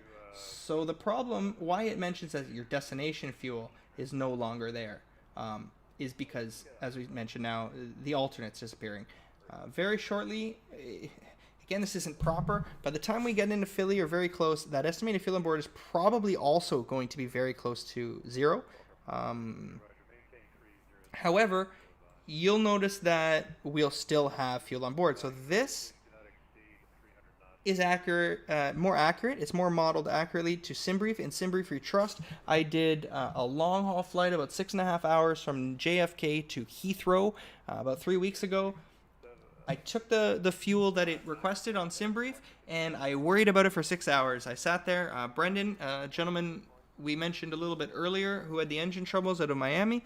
I hope he landed safe. I didn't find out. I'll give him a message. He stayed with me almost the whole time on the stream. He flew with me for a little bit, and we discussed and sweated about the fuel the entire way in, and I landed in Heathrow with about 3,100 kilograms. So it was absolutely perfect. It worked great. So in Simbrief we trust. That's sort of the saying that got us through that flight. For 6 hours we kept saying, in Simbrief we trust. And I maintain that sort of motto. So the estimated fuel on board is still 5.6, 5,640 kilograms. The fuel flow is using it at a decent rate. We had 8,900, so half of that is going to be about 4,400. So when the fuel uses another roughly 1,000 kilograms, and when we lose another 1,000 kilograms from here, we'll be at halfway, and then we can take a look to see if we're just under halfway on our flight plan. And I say just under halfway, that is because you save fuel on the descent. So when you reach top of descent and you start to come on down, thrust idle will save you quite a bit of fuel. So it may seem like at the top of descent, oh no, I've only got 4,200 kilograms of fuel. That's not good. At the same fuel burn rate, I'm going to land with 1,100, and that's just unfortunately below standard operating procedure, below SOP. What can I do in real life? It's very unnerving. Have to fill out some paperwork. Have a lot of excuses to make, but the reality of it is that when you're in thrust idle, you're not burning as much fuel. So that 1,100 kilograms turns into about 3,200 kilograms, assuming that you don't have any go-arounds or anything to flight impacting. But so that's that about the fuel right now. It is continuing to be unnerving to follow the fuel prediction. That it's at this rate, according to this, we just have no fuel left. The other thing that I noticed too is that I often use this part here, which grabs the information directly from the fuel prediction page. If you look, these numbers are the same as these numbers. And as I get a little bit closer to the airport, these always tend to disappear. And now I don't know if that's true to real life. I don't know how the Airbus display bar here, the destination display bar, I don't know how it functions in real life as you approach, as you land. I don't think it would make any sense. I'll show it out to you guys a little bit later when we land. It doesn't disappear completely. It just the distance sort of goes 3 dots, and the fuel on board just sort of does 3 dashes. And the UTC, the time estimated of arrival, also disappears. So obviously there's an issue with the distance calculating, sort of having some fly bar flashbacks here, PTSD, but I don't necessarily need that because that is not as accurate as I want it to be, because you know that we go to the progress page and we'll do our bearing and distance to track. Sorry guys, I've been waffling on quite a bit here about different systems and different things. I haven't really been listening to ATC. I haven't heard Pilot Club 11, which is good, and I haven't heard any long pauses, which tends to be my first indicator that I've missed something from ATC. And So if he calls us, our Mach number is .80. So that's how to know. We're set at that. It's not standard. If I were to pull managed, 0.78. Can you do Mach 0.79? Absolutely. Pilot Club 826, maintain Mach 0.79 or proceed from there. 0.79. Pilot Club 21, maintain Mach 0.79, proceed from there. 0.79. so guys, I'm going to pull up Volanta here again, and look at that departure. That's something that, Phil, that's something you mentioned a little earlier. It was quite fun getting out of southern Florida, southwest Florida. And what's even more interesting to that, what's even more interesting to this super interesting departure is that the Seashell 6 departure out of Fort Myers is supposed to be flown runway heading with a single left turn vector onto Chelsea, onto Seashell. I keep calling it Chelsea. However, I suppose the beauty for an air traffic controller of having a vectors departure is that I'll get any vectors, and I certainly did today.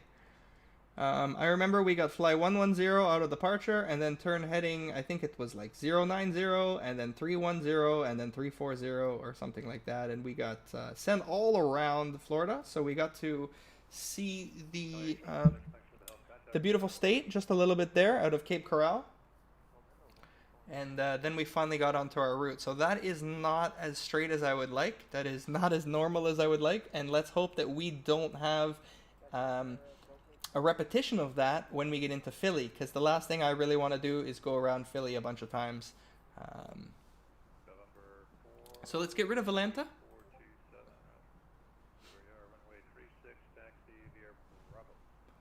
And let's see where we are. That's what I brought Volanta over the first time for. So let's bring that back. Sorry, guys.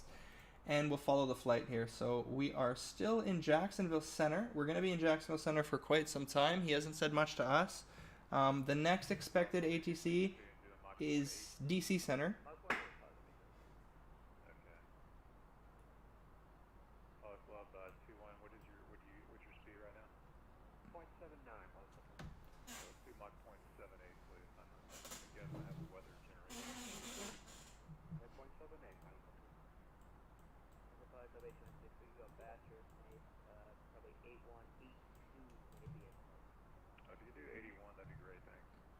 So ATC is talking about a weather issue, but I don't think it's a weather issue because I've looked at our speed now, and in about the 10 minutes that it's been since we were going to put in our weather at the waypoint, which was 274 at 3.3, Simbrief had told us it was 276 at 7.0 or 7.2, and I noticed that was about 30 knots less.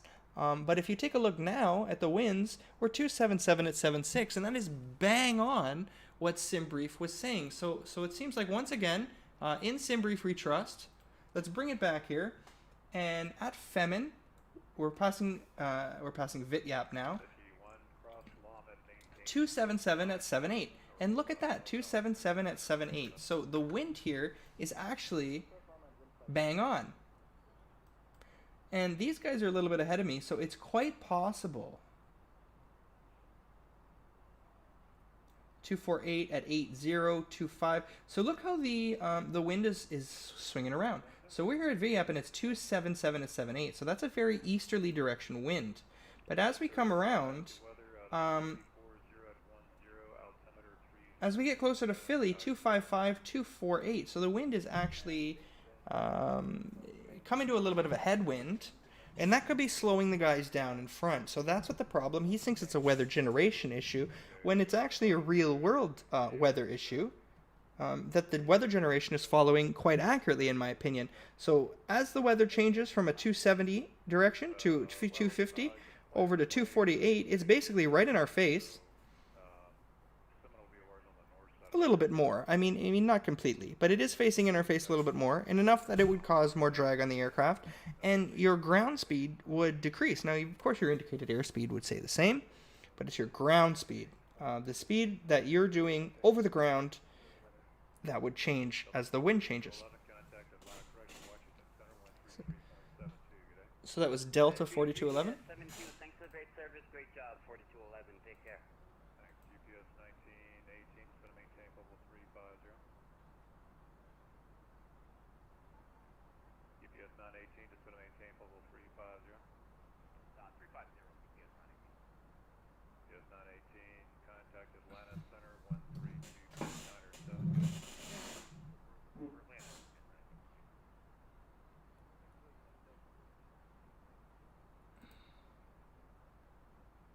American 2544, contact Atlanta 14228.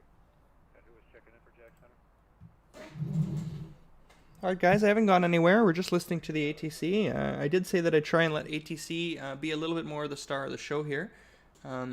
We served alcoholic drinks, so we're going to go ahead and serve some hot drinks. And our first movie seems to have finished. We've got lots of time left on the flight, guys. So we're going to start a second movie.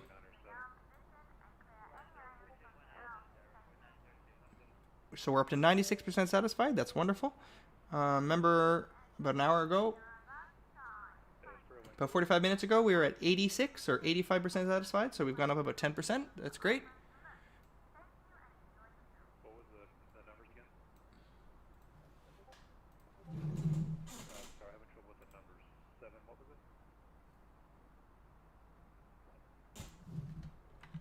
763. Sterling 763. Squawk 1050. Anyway, guys, so it's been a pretty uneventful flight up until, well, since our departure. The departure was pretty eventful. That was quite interesting. Let's take a look at this. It doesn't seem that the map is updated, such as all the bugs. So I'm sure if we zoom out just a little bit and then zoom in just a little bit, there we go. So the blinking, I've been asked about the blinking before. People have come to me, I've seen in other support servers. Guys, why does my aircraft blink on the FlyPad dashboard? That's a great question. The quick answer to that is it's nothing that you've done. It's not your problem. It's the problem of fly-by-wire. And you can say to me, Lucas, I had the fly-by-wire version 1 and it didn't used to blink like that. And I don't know what I did. I maybe updated my drivers and now it's blinking. Well, it's blinking for everybody. It wasn't what you did. The very, very first iteration of this FlyPad, I think 1.1. I'm trying to see what version we're on right now. I don't think it'll tell me. Oh, and we just disconnected from the network, so that's not good. So we're going to jump back on the network, and we're going to figure out what that was about. While we're at this, we're also going to make sure I haven't lost you guys. Looks like we're still live. I'm hoping we're still live. Yeah, everything still looks good. If any one of you guys are still watching, if you can just let me know if you can still hear me, if everything seems like it's still going. We are going to just double check 135925. Pilot Club 11, Jackson.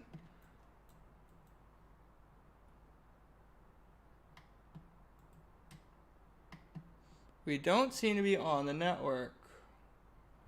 So give me a second, guys, while I sort this out.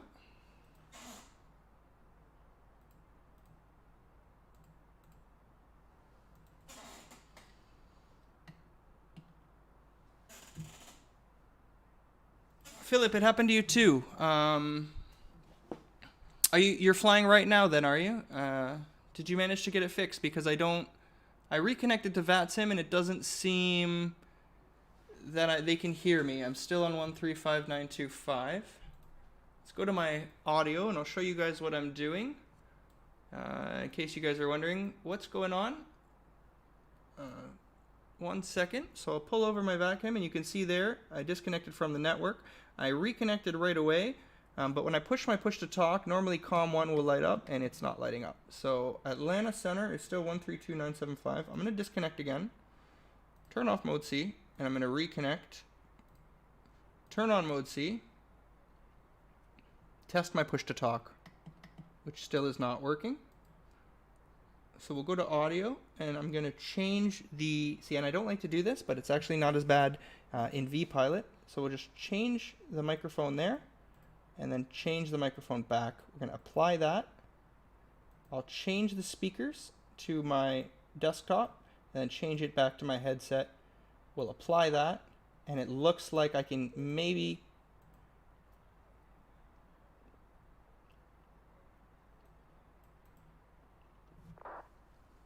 It's letting me connect, but my audio isn't working. Do you guys have Vatsim issues? Alright, thanks guys. Yeah, me too, I just got that.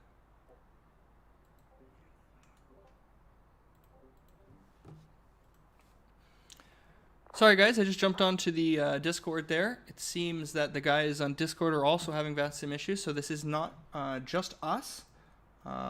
This is not related to anything that we're doing or we've done wrong. So what we're going to do is maintain our flight. We're going to maintain the speed. We're not going to make any changes. Now that we don't have any ATC, this is not the time to be playing around with the altitude or the speed. We're going at Mach not decimal 80. So we're going to maintain not decimal 80. We're going to maintain 370. Not that we want to climb or descend anyway. And we're going to keep trying with Vatsim. Change out of the Canadian server, says Philip. That could work. So let's go ahead and pull up vPilot again. I've got too many things on the go. There's vPilot. Thank you, Navigraph. We'll come back to you. So if I go to settings, if I disconnect again, actually, we'll try one more time before we change from the Canadian server. See if it's sorted itself out. So we'll connect again as Pilot Club 11. And we'll hit mode Charlie. I can hear people.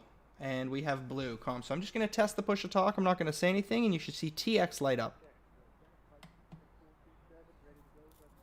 Perfect. So transmit and receive is both working. So it looks like we're back on the network now.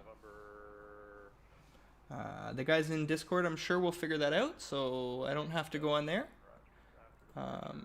Philip?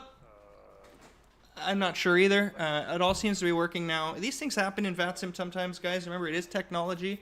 It is still an amalgamation of different apps all running, trying together to perform one function. So all it takes is one little thing to pop up and sort of cause a bubble in the pie, as it were, and then your whole pastry breaks. Not that I'm much of a baker, but that's what it is. So it does seem like we have audio back.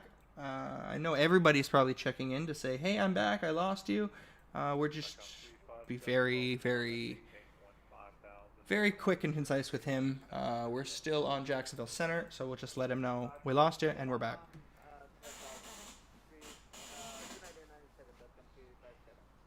And I hate to say with you. One of the things that ATC doesn't like is when you say with you. But I'm just going to double check it. Alright, yeah, you're just still pulling everybody behind you. Not sure what's going on there. It's alright, so this fine. See, I'll say Pilot Club 2-1, you can just resume normal speed because I'm not going to be able to get you any slower behind them. Speed's going 470, you're going 500. What are you doing right now? 0.79er, Pilot Club 2-1? 0.78, Pilot Club 2-1. Yeah, I would just, I mean, if that's the speed you want, then you can just stay there, that's fine. Whatever you want me to do, sir. No, it's, you guys' weather generators are not right, so it's either, I'm going to have to slow you way down to keep separation, not separation, just sequencing, so just resume your normal speed, I'll let Washington Center sort it out. Okay, normal speed, Pilot Club 2-1. Jackson Center, Pilot Club 11, just checking back in with you.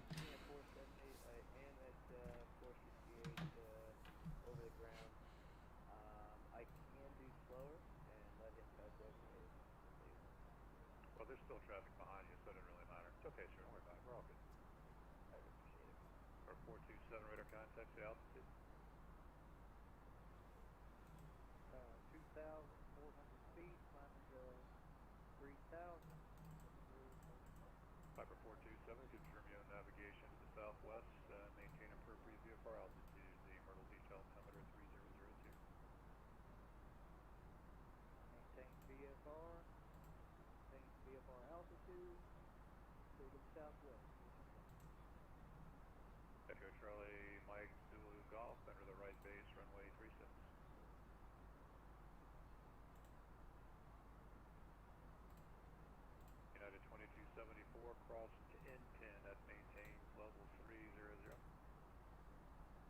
Started to net maintain about level 300. Yeah, it's 2274.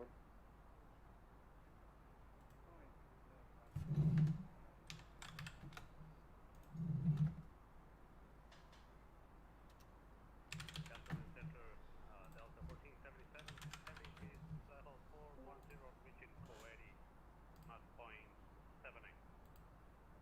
Delta 1477, Jackson. So guys, I tried to check in with him there. I don't think he heard me. I know they're talking a bunch over, and what I have to say isn't very important at the moment anyway. We will give him another quick call just because it seems that there's some freedom on the frequency. So Jacksonville Center, Pilot Club 11, just wanted to radio check. 5x5 as well, thanks. Perfect. So radio check will do the same purpose. He'll let him know that I had an issue and I'm back, and then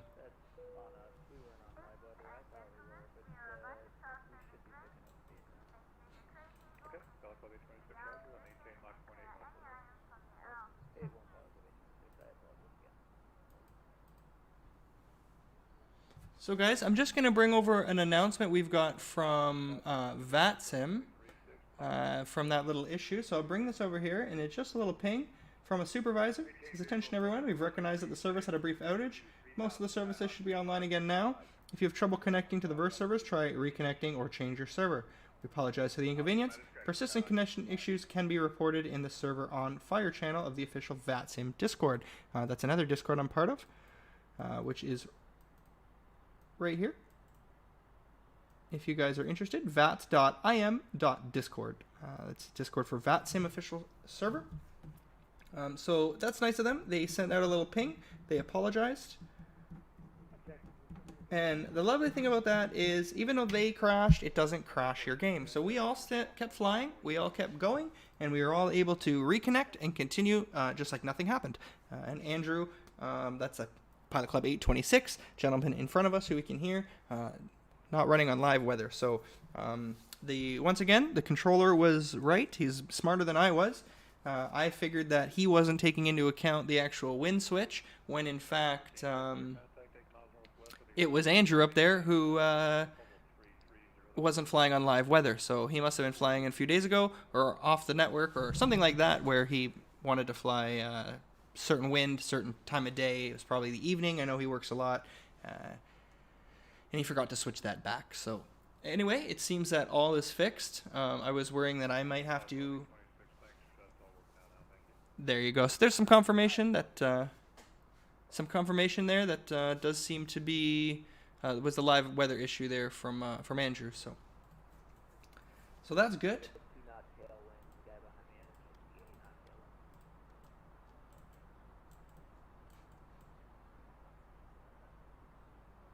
So guys, what we're gonna do, we're getting a little bit closer to our destination, is we're gonna try and pull up an ATIS out of Philly. So it's a little bit early for Vatsim to give me an ATIS. It's a little bit early maybe for what they want, but for me, I have an airplane to worry about. I gotta set up the arrival, I gotta worry about the approach, and we have to start looking at what's going on in Philadelphia. So the first thing I'm going to do is use Volanta. So here it is again, and power to these Philly controllers. There has been Philadelphia approach online and Philadelphia tower for quite a long time. Now I was actually just about to give them props, but it does seem that they've only been on for about 7 minutes, DC center there, so I guess they've done a little bit of switching. But there's quite a bit of ATC here. We have Philadelphia approach, Philadelphia tower, and Philly ATIS. So that's what we are interested in. Okay, so that's not gonna work. So we'll go ahead and try and get that later, because I guess Volanta's having some issues at the moment with pulling ATISes. That seems to be the second one today that it won't give me. V-Pilot still doesn't have an ATIS in Philly. So here's what we're going to do, guys. We looked at this yesterday. We're going to pull an ATIS from the aircraft. So we'll use the MCDU menu. We'll go to ATSU. We'll go to AOC. And we'll pull a weather request. Now, I really don't need one from JFK, but we'll keep it. So I've sent that off. and I'm going to return to the AOC menu, and in just a minute, sorry, I'm going to get a company message, and then we'll go receive message, and they can tell me the METAR. It won't be exact to what the controllers have, and there's also a second METAR that we're going to pull in from MacOSim, and I'll show you that one just after this. So there's company message. We'll click received, and let us take a peek. So the KPHL, Philadelphia International METAR at 1954 Zulu. So that's an hour ago. So such as just with yesterday, because it's 1654 right now, or 1854. American 1410, clear up Larry. Actually, 1954. 4.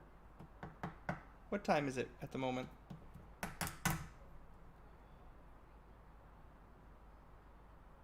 It's 1654 Eastern Time. So that would make it 2054 in real time. So yes, this is from exactly an hour ago. And that's the same thing that happened on the stream yesterday. We pulled an ATIS, and it was exactly an hour old, and then about 2 minutes later we got another one. So good timing. We should remember to always pull them after the top of the hour, because they usually get updated about 5 minutes before. But however, the ATIS from an hour ago was 310 at 14. 17 degrees Celsius with an altimeter of 2985. So the problem with this is that it doesn't give me an active runway.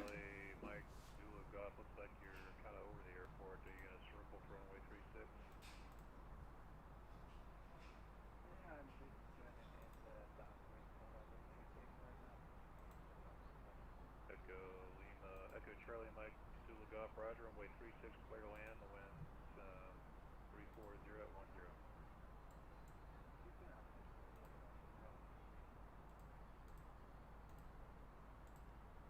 So what I'm doing now, guys, is a different sort of ATIS request, which we can pull. If there is an ATIS on the Vatsim network in Philly, this should bring it up. This is the second way we're going to try and get an ATIS for Philly.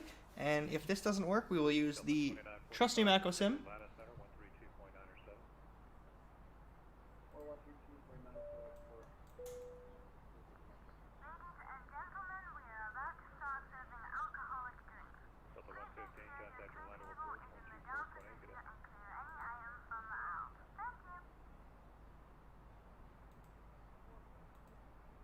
So there is an ATIS in Philly.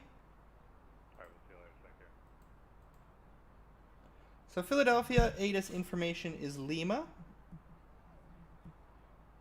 at 1954 Zulu, so it's going to be the same time, and I bet the rest will be the same. So wind is 320 at 14, so it's a little bit different. 17 degrees Celsius, altimeter 2985. When the good thing about this is it also gives us, because it's an ATIS and not just a METAR, it will also give us expected runway. So this is 2985, 2985, that's the altimeter, simultaneous approach, intersecting runway 27 right and 35. Arrivals expect ILS approach runway 27 right, visual approach 35. So we're going to expect out of that ILS approach runway 27 right. 27 right, and we're on the GIMS 3 arrival, the standard.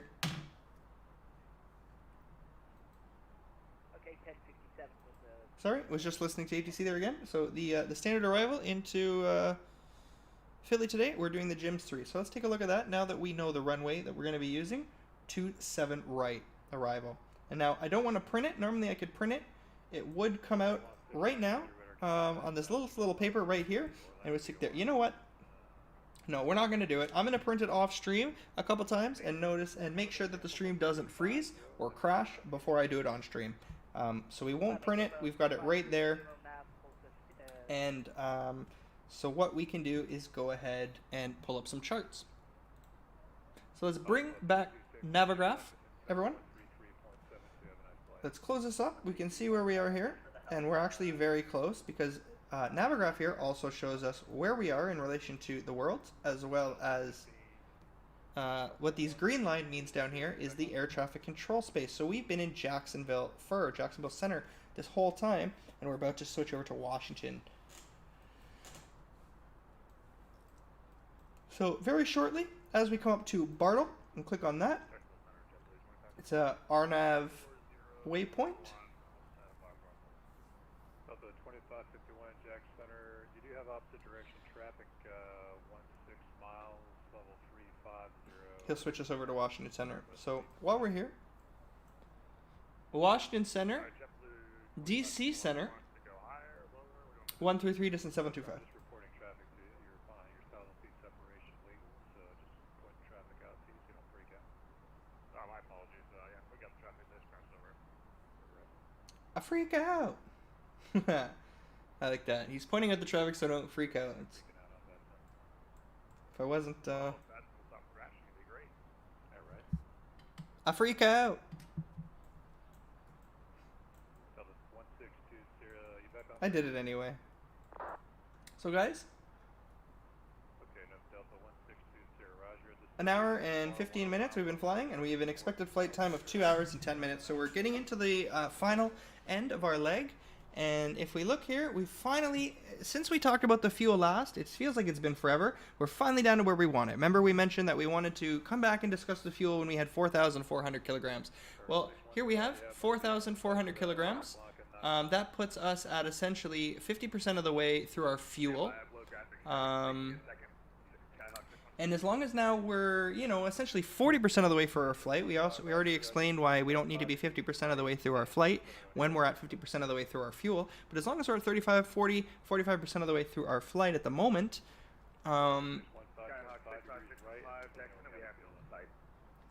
we know that we're going to be okay on fuel. So the easiest way to do that, the most unmathematical way to do that, is to pull up my flight following, to check out the line, and it looks more or less, if I look where I started down there and I look where I'm going up here, I'm more or less just under halfway. And what's making this easy here is this line between DC Center and Jacksonville Center, for me, is what I'm going to call about 50% of the way, maybe a bit before it, which would put me essentially where I'm at now. So, pardon me, I'm almost about 50% of the way through the flight, and if we're erroring high, call it 40, and like we just mentioned, 40% is right where we want to be.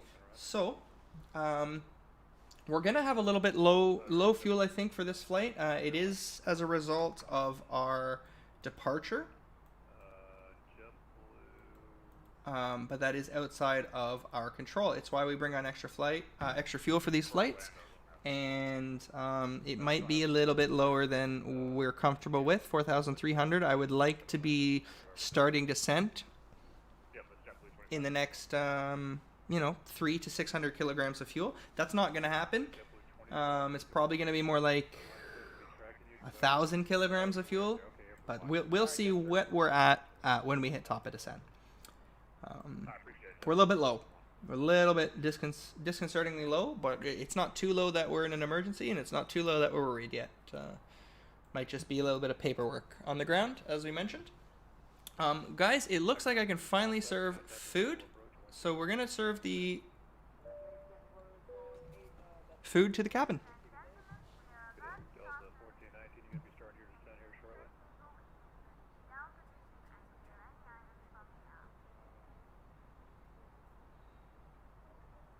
Actually, just Delta 1419 descend now, maintain level 330.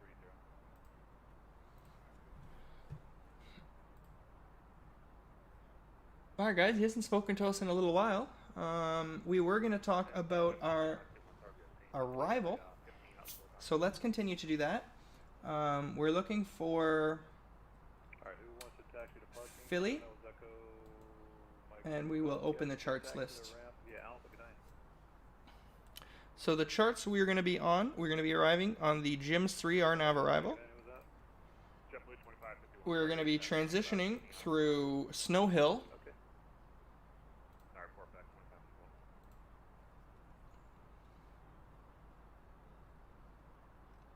Right there.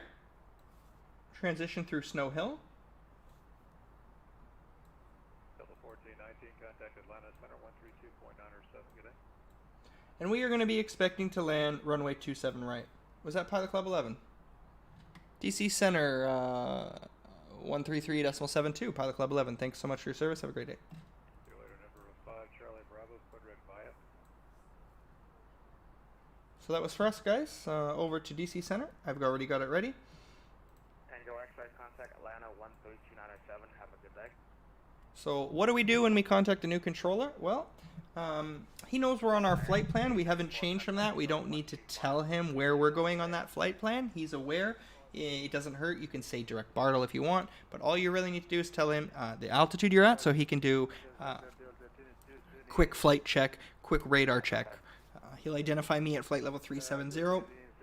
He knows I'm on the flight plan. He knows I'm following the flight plan route, which has been assigned by the ground controller, by the tower controller back in Southwest Florida, and then confirmed by the center controller up until this point. Had I deviated from my flight plan, or had I been assigned a different vector, I might mention that. Or had I have had a restriction, depending on how busy you are or how much I agree or disagree with that restriction, I may also mention the restriction. So if I was holding a speed, that best forward speed is essentially forgotten. Like I said, that wasn't it wasn't a restriction or an order. It wasn't a command. It was a Wilco. It was he's telling me, you know, as fast as I can go, which I'm still doing. Actually, I am going to slow down because he hasn't, they haven't said anything, and now I'm in a new space, so I'll just go back to managed. We'll slow it down just a little bit, and we'll see if that's okay. So we'll give him a call now.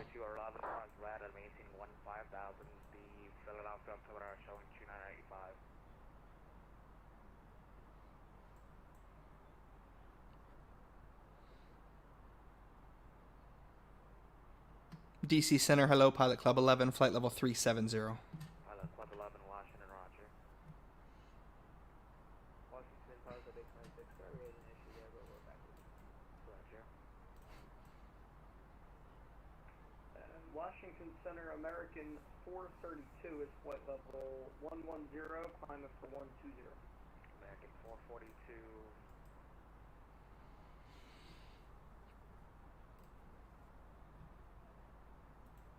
Okay, guys, so 442, say location again. So American 432, 432, and we are about 4 miles from TV, just part out of Philadelphia, flight level 117 for 120. American 432, Washington, roger. I'm on main stage, flight level 320. I'll high for you momentarily. Okay, climb and maintain flight level 320, American 432. alright guys, here we have the GIMS 3 RNAV arrival plate. We'll take a quick look at that. This is the GIMS 3 arrival that we'll be following. Transition level flight level 180, as always in America and the United States. And we are expecting runway 27 right. So on this particular one, we should take a look at the wording first. Don't necessarily worry about all the other tracks at the moment. The one I'm concerned most about is the first one after GIMS. So from over GIMS, and the reason why it doesn't talk about from before GIMS is because there's really only one way in. You know if you're coming in from Snow Hill or if you're coming in from Dasha. Once you get to Winston, it's the same. You hit Heckman and then GIMS, and then that's where things tend to get a little mixed up. So you can go to Beals, you can go to Sneed, or you can go to Tlux. So it depends on which runway they're setting up for approach on. So we will be approaching for 27 right. So 27 right is going to be this way. It's going to be from right to left, so westerly heading. So our downwind, where we go in with the wind, because we always land into the wind. So our downwind approach, we're flying with the wind to gain space on the altitude on the airport, to gain distance on the airport, not altitude. Our downwind here, course 087, so Wajik to south. And then after south, he'll give us radar vectors to our first fix. And then what's our first fix? So if we go to the approach mode and we go to runway, we expect 27 right. And this is another wonderful thing on Navigraph. You can see all the different runways and all the different approaches here in Navigraph. So here's runway 27 right into Philadelphia, confirm there. Effective date 19th of March 2021, so we are good. And the first waypoint straight in is Martin. So you can see there's some other ones. Menji, we're not coming in Menji. And there's another one, Enzu, here. So we might come in through Enzu. Yes, sir, yeah. That's at 2228. Whenever you're ready, you can get a for arrival landing north, Washington, altimeter showing 290-904. 290-904 will descend the call for arrival at 1590. Sorry guys, somehow the wrong, the PATS 3 our Navigraph was there, so it's back to the GEMS 3. Climate maintain followable 190 for now. November 9 Whiskey Golf, Golf Whiskey, climate maintain followable 190 for now. So we can go through Enzu, it's not a problem, it's not on any of our charts, but it's just a little bit further out. I don't mind if we go through Martin. American 2134. So let's just see what it says here. So if we are going to now worry about our flight plan, and we're going to go all the way in here. We haven't set up our arrival yet, so it's time we started doing it. Philadelphia, arrival, and we're expecting 27 right. We are going to arrive on the GEMS 3 arrival, as mentioned before, and we are going to see, and there's Menji and Enzu. So American 1270, fly heading 270, traffic square. Neither of these are, it's not Menji. It's not Menji, so it's Enzu. And where are we going to transition through? Remember, it's not Dasha. It's SWL. South Hill, Snow Hill, SWL. Washington Center, Delta 4211. So we'll insert that. We'll pull this up.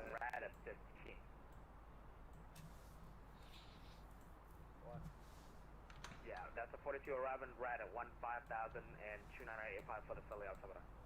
29885, 15,000 at RAT, we'll do 4211. American 2134, 170, contact tower 19. So we're looking for Snow Hill, SWL.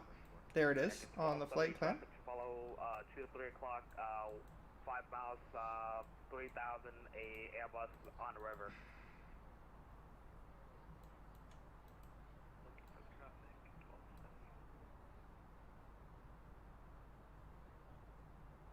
So guys, we can see that our flight plan and the Navigraph flight plan look almost exactly the same. We've got all the same waypoints in here. Let me make this. Okay, so we got RADS, SWL, RADS, Winston, Heckman, Jims, then Beals, Wojnik. You can't read that up there. We can zoom in a little closer. Wojcik.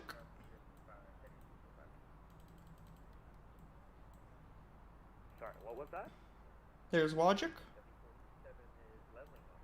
And then South. And then we're going to maintain our manual and find out where's Enzu. There's Enzu. So this is our downwind, guys. We're going to follow the Wojcik South manual, maintain that heading until we get radar vectors. It's going to bring us around to Enzu. At Enzu, we're going to want to be at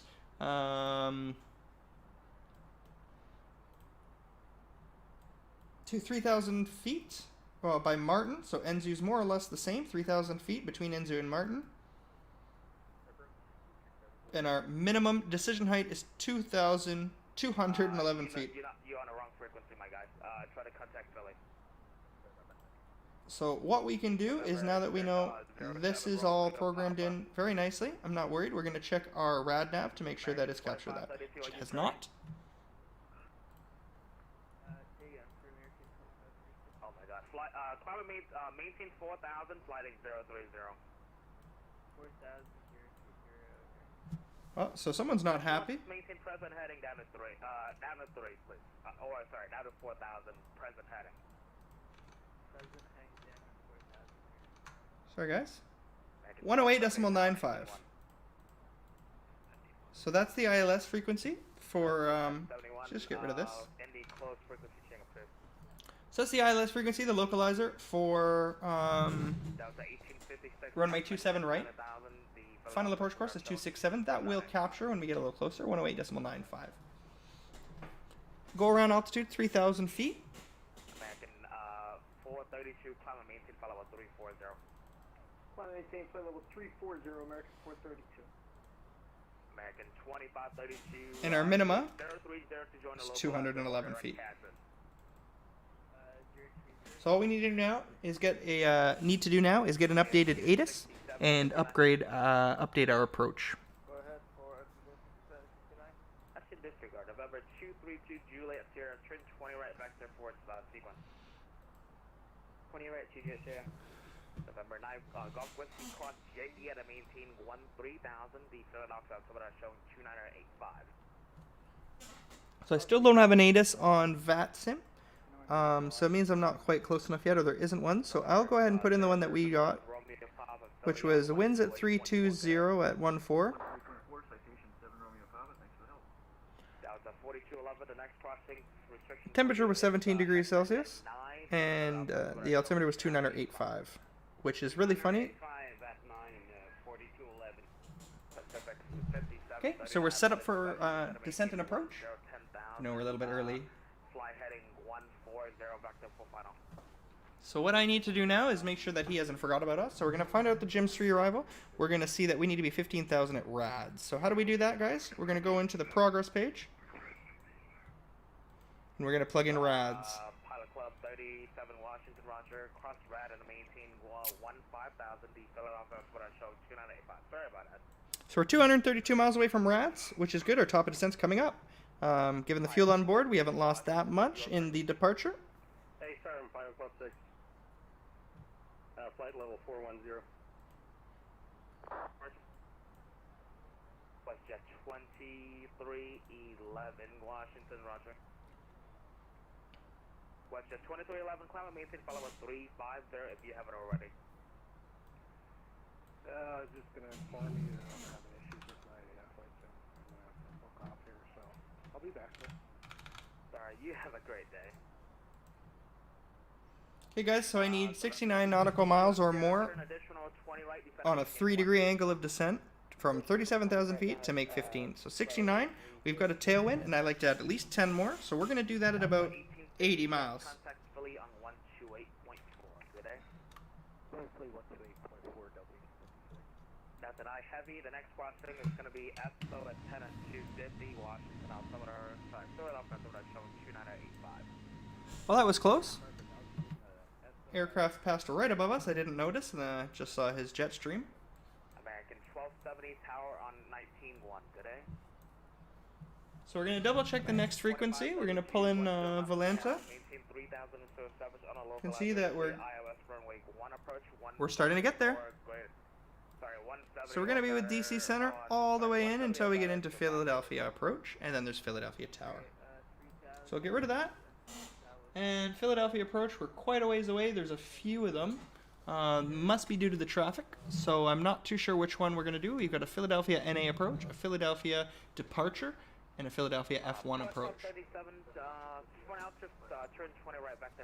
So what I'm going to do is just let him tell me where to go, and we'll stay with him because it's going to be quite a while anyway. Might sort itself out by then. So 215 to RADs, guys. What this is going to be is a great time for me to take a quick break. We don't have a lot of time before descent, guys. It's the same as yesterday. The only difference is we are going to request about 5 minutes from ATC. So I'll be back with you. We've been waffling on quite a bit today, guys. There's had some viewers, which is awesome. I appreciate everybody. I appreciate all your guys' comments. How's the flight been? Props strike.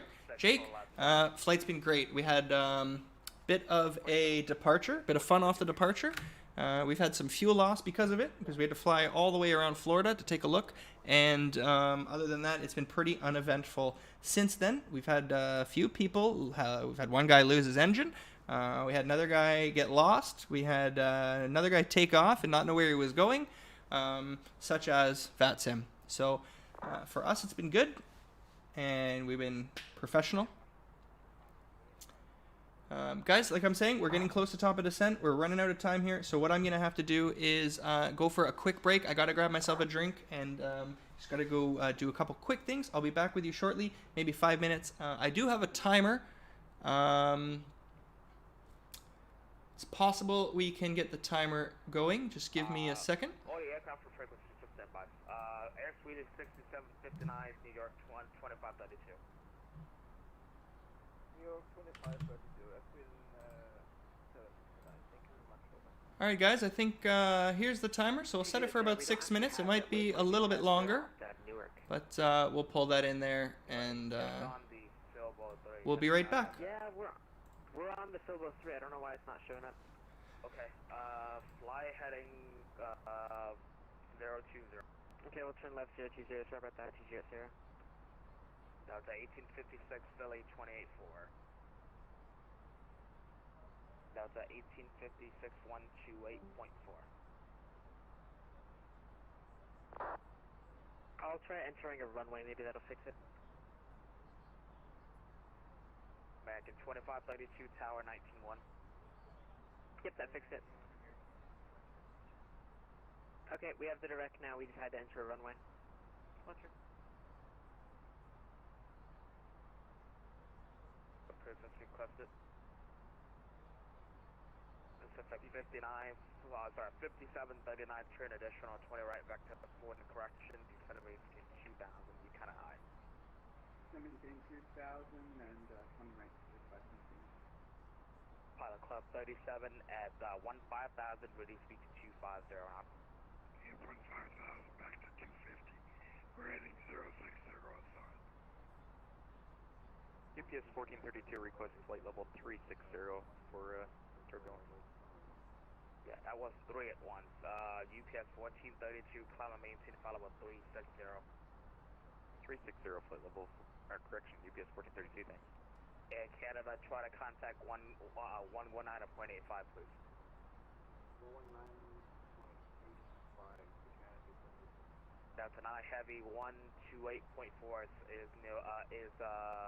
Philly frequency. 128.4, Delta 9, do you want me to head over there now? Yeah. Yeah. Air Sweden 6759, contact New York 125.32, good day.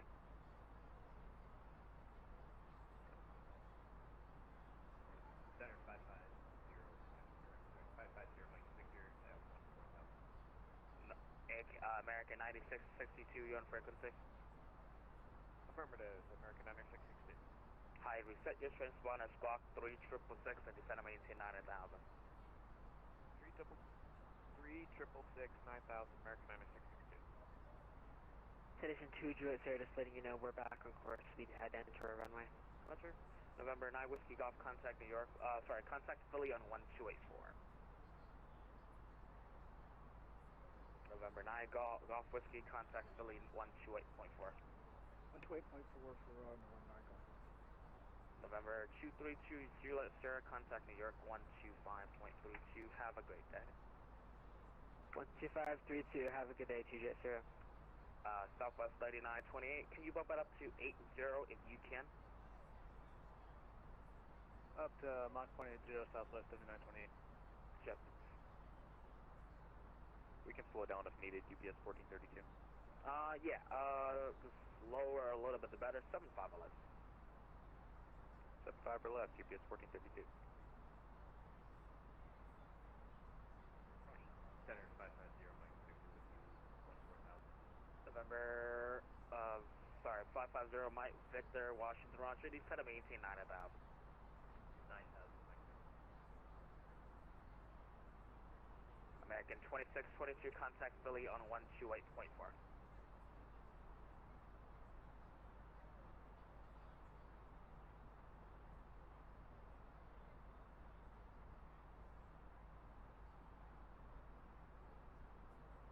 Challenger 4040, Mike, moving fire. Pilot Club 37, clear to Heckman, please. Direct Heckman, Pilot Club 37. What speed did you want at 15? 250 or less. 250, okay. That's a 4211, contact Philly on 128.4. That's a 4211, 128.4.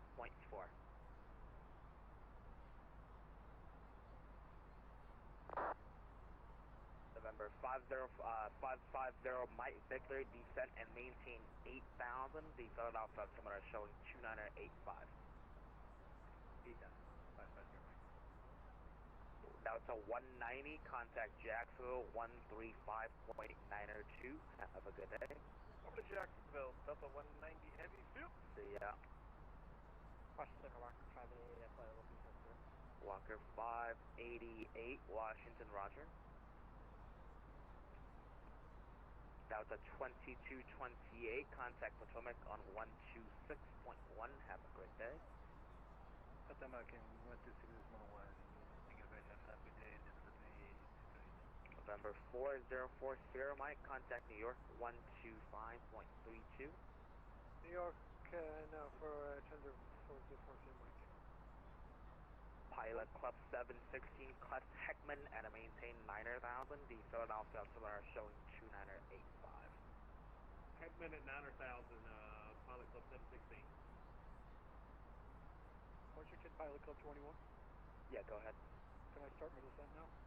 Pilot Club 21, Club Heckman at a maintain 15,000. The Philadelphia altimeter is showing 2985. 2985 down to 15,000, Pilot Club 21. Pilot Club 826, clear to Heckman, Club Heckman at a maintain 9,000. The Philadelphia altimeter is showing 2985. Blocked. Sorry, you're partially blocked there. Heckman 9,000, that's all I got.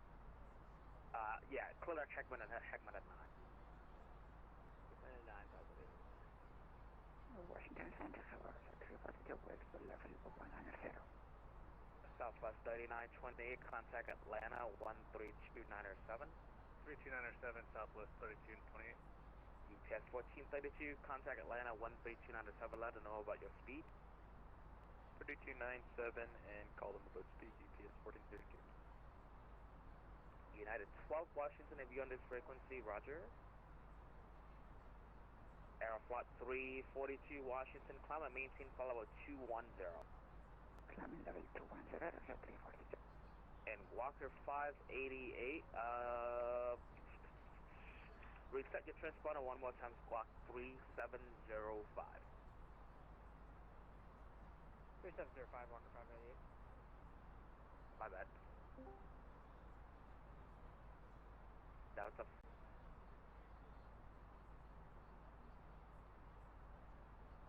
November 550, Mike Victor, contact Philly on 128.4. 128.4, good. DC Center, good afternoon. United 12 Heavy with you, flight level 380. United 12 Heavy, Washington, roger. Pilot Club 105, descend and maintain 9,000. Down to 9,000 for 105. Pilot Club 326, can we begin our descent? Pilot Club 326, descent and maintain 15,000. The Philadelphia altimeter showing 2985. 2985 and descend 15,000. Pilot Club 326. Pacific 5739, turn right heading 300. Right turn 300, 45.3. Washington Center, Sterling 1096 with you, flight level 390. Fairwind 1096, Washington Center, roger.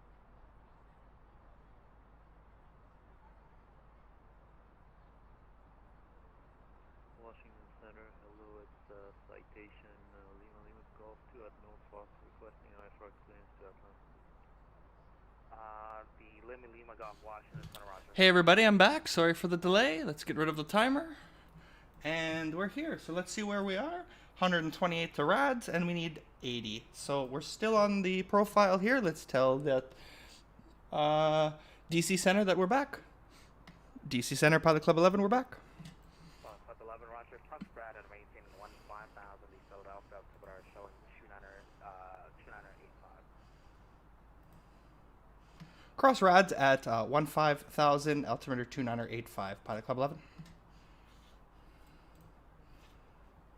All right, so we have our descent clearance. That's not descend now. That's cross RADS at 15,000, which is the same as the charts. It's the same as what we've planned and expected. RADS is 123 miles away, and we need 80. So we're about 40 miles from top of descent, and then we can get there. So we're at 99%. Let's pull in self-loading cargo, everybody. 99% satisfaction. That's awesome at the moment. The movie's almost done. We might give them another one if there's a short movie in there. I might not finish. Passengers are happy. Let's check out some of the filters. So if we go to the thirst filter, nobody's thirsty, everybody's green. If we turn on the hungry filter, everything's green. It looks like our plan of feeding them half to 3/4 of the way through the flight worked way better than feeding in the first quarter of the flight. That the initial feeding, that didn't work. So surprisingly, at the moment, we could feed them again. Last time I flew, maybe it has to do with the length of the flight. Last night when I flew, we only had the option to have one in-flight food service. So now I have another. So maybe the whole strategy that I have is right out the window. So is anyone drunk? Nobody's drunk. Everybody's green. So what we'll do is go ahead and offer them some more drinks.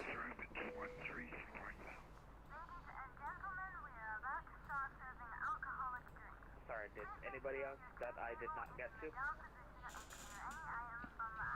Walker 588, clear to Kennedy.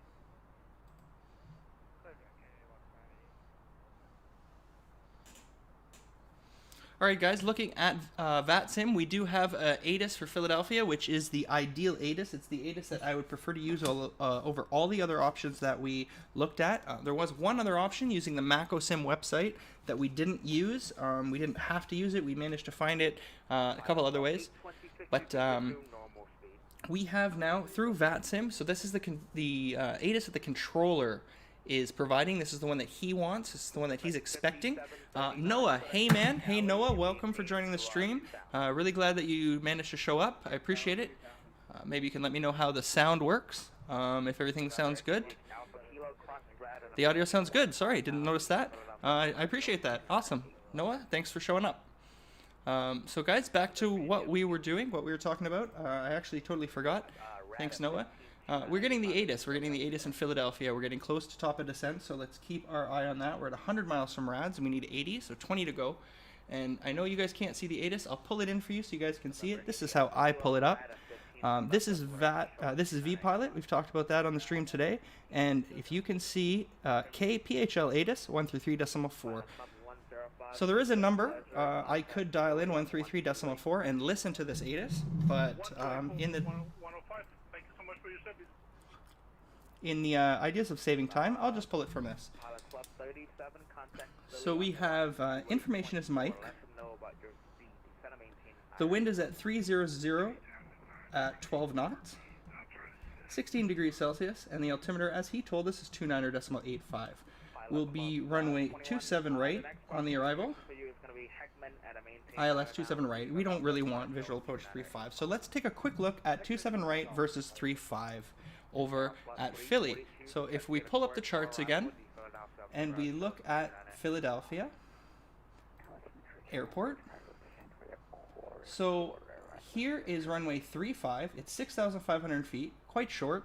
And here's 27 right. That's the one that we want to land on, and that's why they're talking about intersecting runways, because they're both landing runways. Airplanes are landing at the same time, well, not at exactly the same time, but both actively on 35 and 27 right. So it's the job of the air traffic control approach and the tower to manage that. Generally, 35 is visual. It's for smaller aircraft, for general aviation, maybe some private business jets. They're going to try and land everybody 27 right, especially in this group that we're in. As I mentioned, guys, we're in a group of about 18 people flying. 5739, 10 mile from Cali, maintain 2000 or so, establish on a final approach course, clear ILS runway 5 and bread. See, so that's for a different airport. There isn't even a runway 5 here, so we can't listen to that and get distracted. But as I was saying, they're going to try and file all of us in as we're in the big group on the same runway. They're not going to stop us and space us to have somebody come around and go up on 35. So I cannot imagine we won't get 27 right. If we get 27 left, that's not hard. However, if we bring back the ATIS and we get rid of the charts, departing runway is 27 left. So that's where they're having aircraft taking off from. So they're not going to want us anywhere near those guys. So 27 right, we can have confidence. 27 right is where we're going to get, and the ILS, which is great for me. So there we have the ATIS, 300, 12 knots, 16 degrees, and 29.85. 826, turn 15 right.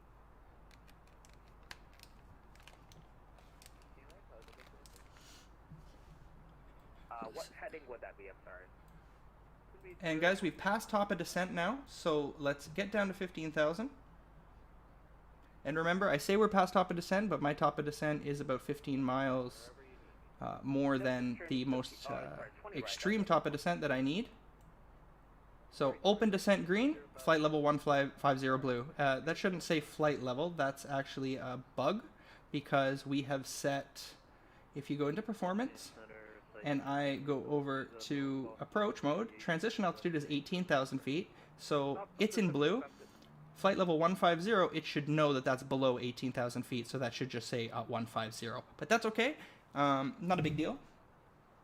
It knows we're going down to 15,000, and that may actually change as we pass 18,000 and I push, because remember right now guys, our altimeter button, we're in standard, we pulled it at 18,000 feet, so we're at a standard altimeter, and as we get back to 18,000, we are going to fly on the altimeter height. Club 826 is fly heading 040 now. Coming through by tightening the train and then any that as they come around, it'll be and make sure to fasten your seatbelts.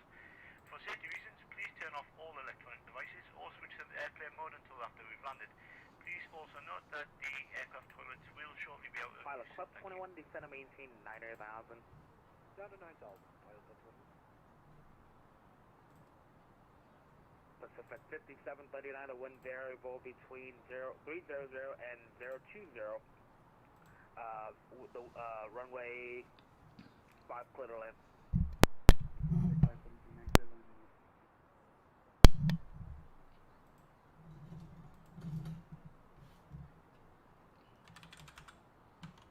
Aeroflot 342, contact New York 125.32. Great day. New York 125, this is my crew to fire, thank you. Good, Battlefield 342.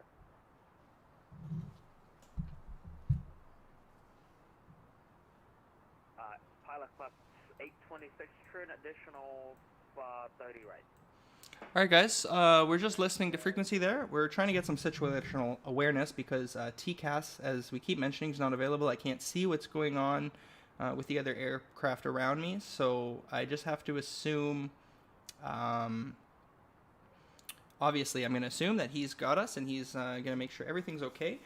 And other than that, I'm just trying to listen into aircraft that might be in front of me or behind me and see what they're doing and what kind of vectors. For example, if the aircraft in front of me are all getting turned off of the flight plan route early, or they're getting shortened, which that's what that sounded like. A direct to is probably to shave off some track miles. I'm just mentally trying to get prepared if it's going to be a little bit faster or a little bit shorter. So I'm going to have to worry about that as we go on. I'm just keeping my eye on the vertical speed, which is 2,300 feet per minute, and that's actually under 3 degrees at the no, that's over 3 degrees, sorry. The ground speed is 490, so that's about, it's right at about. What I may want to do is actually ramp up the speed just a little bit. Just to increase that rate of descent because it's a little less. So we'll go to 295. As you see, as we lower the nose,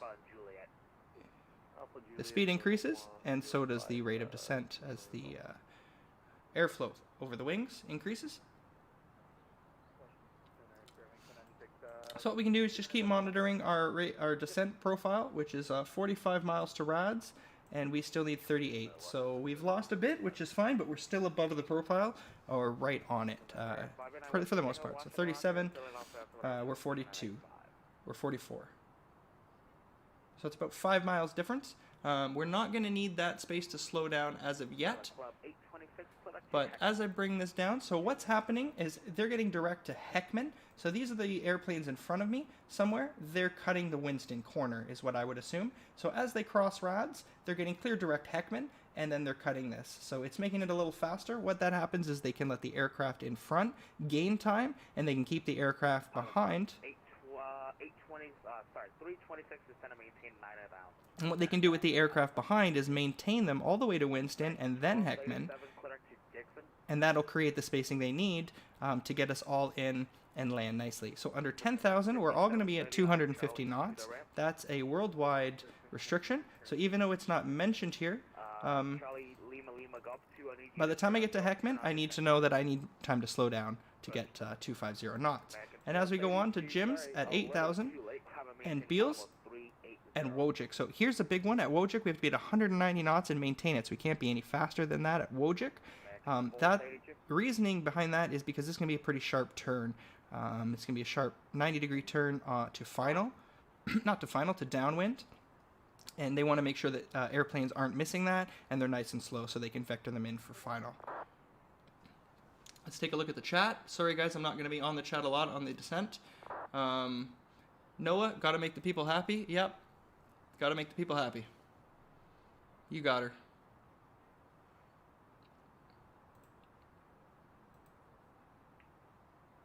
Sorry about that, Washington Center. I'm still here, climb maintain 380 American 462. Pilot Club 826, contact Philly on 128.4. Safe flight. So 128.4 seems like the next frequency, so we're going to prep that. Pilot Club 326, turn 15 right vector for sequence into Philly. 15 to the right, Pilot Club 326. No, that's not one of them. Pilot Club 6 cross, descend and maintain followable. Yes, 128.4. I'm sorry, descend and maintain followable 370. Flight level 370, Pilot Club 6. Alright guys, here comes Rads, 25 miles away, and we need 19 to get there. Flight level 150, which isn't, it's 15,000 feet. 26, contact Philly on 128.4.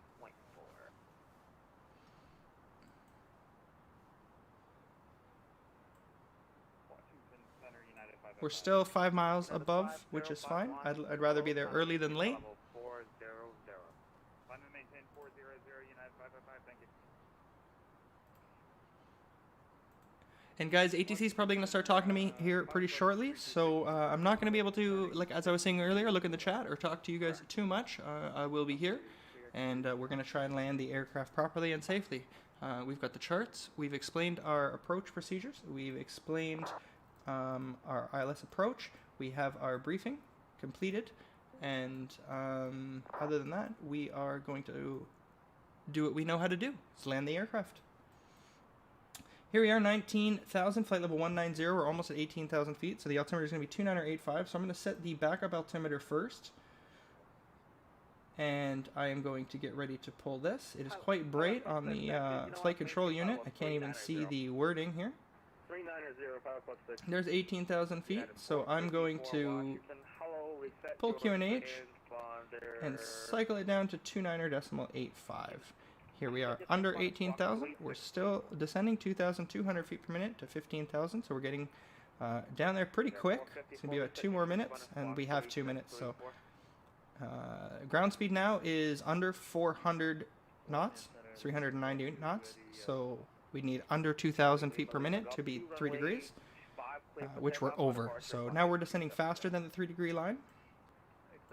13, and we need 7. So what I'm going to do is actually roll this back just a little bit. 17 feet. Now, he hasn't descended us lower, but we're going to need lower very shortly. Pilot Club 326, you know what, flight 310 vector for sequence. 310 vector for sequence, Pilot Club 326. And what is your speed? We're slowing down, we're at 280, slowing down to 250. Okay.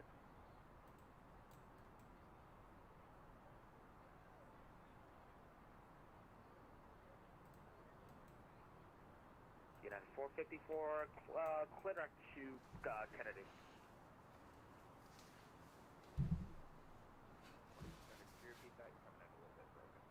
United 454, clear to Kennedy.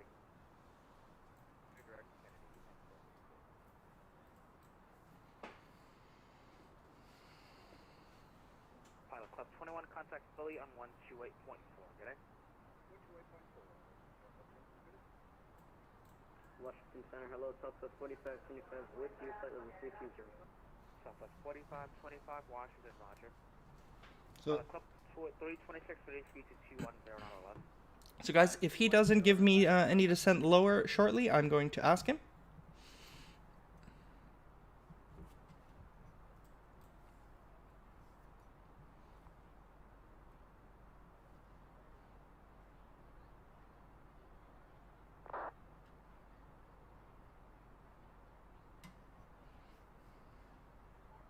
Because we've still got about 6,000 feet to descend. But we do have to get there by Heckman, which not Winston. Winston's the first one here, so we've got a bit of time. So let's go ahead and put in Heckman. Additional 20 left vector for 4 sequence. Again, pilot, or flight code 326? Yes, additional 20 left. 43 to Heckman. 20 less, we'll go to 190, pilot code 326. And we need about 20. Lima Golf 2, Washington, we're in contact, climb and maintain pilot about 390. You can maintain that present heading for now. But we need about 30. Heading Lima Golf 2. So we're going to ask him for descent. So as soon as he gives us a minute to say something, we're going to ask him for descent. DC Center, Pilot Club 11, can we continue descent? Club 11, Washington, yeah, descent of 18,000. Send 9,000, thank you. Washington, Pilot Club 11. Pilot Club 6, descent of 18,000. Alright guys, I thought he was DC Center. I guess he wants to be called Washington Center. That's okay. Definitely had both. Had the other way. I've called him Washington and I've been told DC Center. I think that's why they're not too upset about it. Some controllers get very firm and they'll make a comment of it. All he did was just say Washington Center. He just clarified his name, which is very nice. So we are going to just check what's going on here. 14,000 feet. We're down to 9,000 blue. Open descent. Altimeter 2984. I think the altimeter is 2985, so we'll just up that one. I'm going to double check and see if we can grab another ATIS. Philadelphia ATIS is still Mike. That's what we have, so we don't need to read it again. And so one nice thing about an ATIS, if anything updates on there at all, it'll have to change its indicator code for Mike to the next one, which would be November. So I can keep just checking the ATIS, and as long as it says Mike, I don't have to worry about it or read it. I can keep the basic information right in front of me that we've plugged into the performance calculator, which is right there. Let's just double check that it's right. 2985, 17 degrees. We never did update this, so let's go ahead and do that now. 16 degrees, and the wind was 300 at 12 knots. So that's a little better. Our V approach speed is going to be 130. Very nice. A little bit high, but 130 is very nice. It's pretty nice out, guys, so I'll probably land the aircraft on my own as opposed to last night's auto land that we did in the heavy rain. The auto land was going to be hard to beat. That was beautiful. I think it was a negative 187 landing rate, right on the center line. So if you know me, you know that my landings are sometimes great, and sometimes they should snatch a lawnmower onto the back, and I can mow the grass for them. So Pilot Club 6, that's not us. See, so he has us. He has us maintaining. I know Pilot Club 6, that's Surge. I know he's right behind us for however distance behind. He has him going direct Heckman from way back from behind. But for us, he's maintaining us to go through Winston and then to Heckman. So that's how he's creating spacing to me, to the aircraft in front. I think the aircraft in front also got direct Heckman. And that's what we were mentioning before. So he's creating spacing by keeping me going to Winston, and then the aircraft behind me, who's way behind me, who he might actually need to catch up a little bit. So from wherever he is, he's having him direct Heckman already, and cut some track miles off and get him in. As for the fuel, guys, we're down to 2,900 kilograms.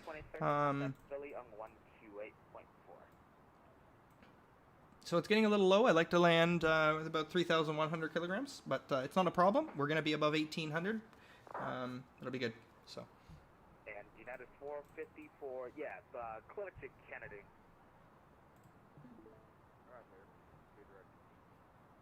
Noah, you love the lawnmower comment? Yeah, that's a common joke that I've had. I land with one wheel on the grass.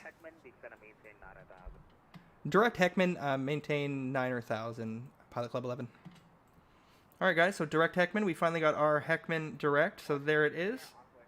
and we'll skip Winston there. I guess he's got enough space between us. So we're at 10,000, and we've already slowed to 250. So I forgot to mention that. So what we are going to do now that we're at 10,000 feet is turn on the landing lights. And I would turn on the seatbelt lights, but wonderfully, self-loading cargo has done that for me.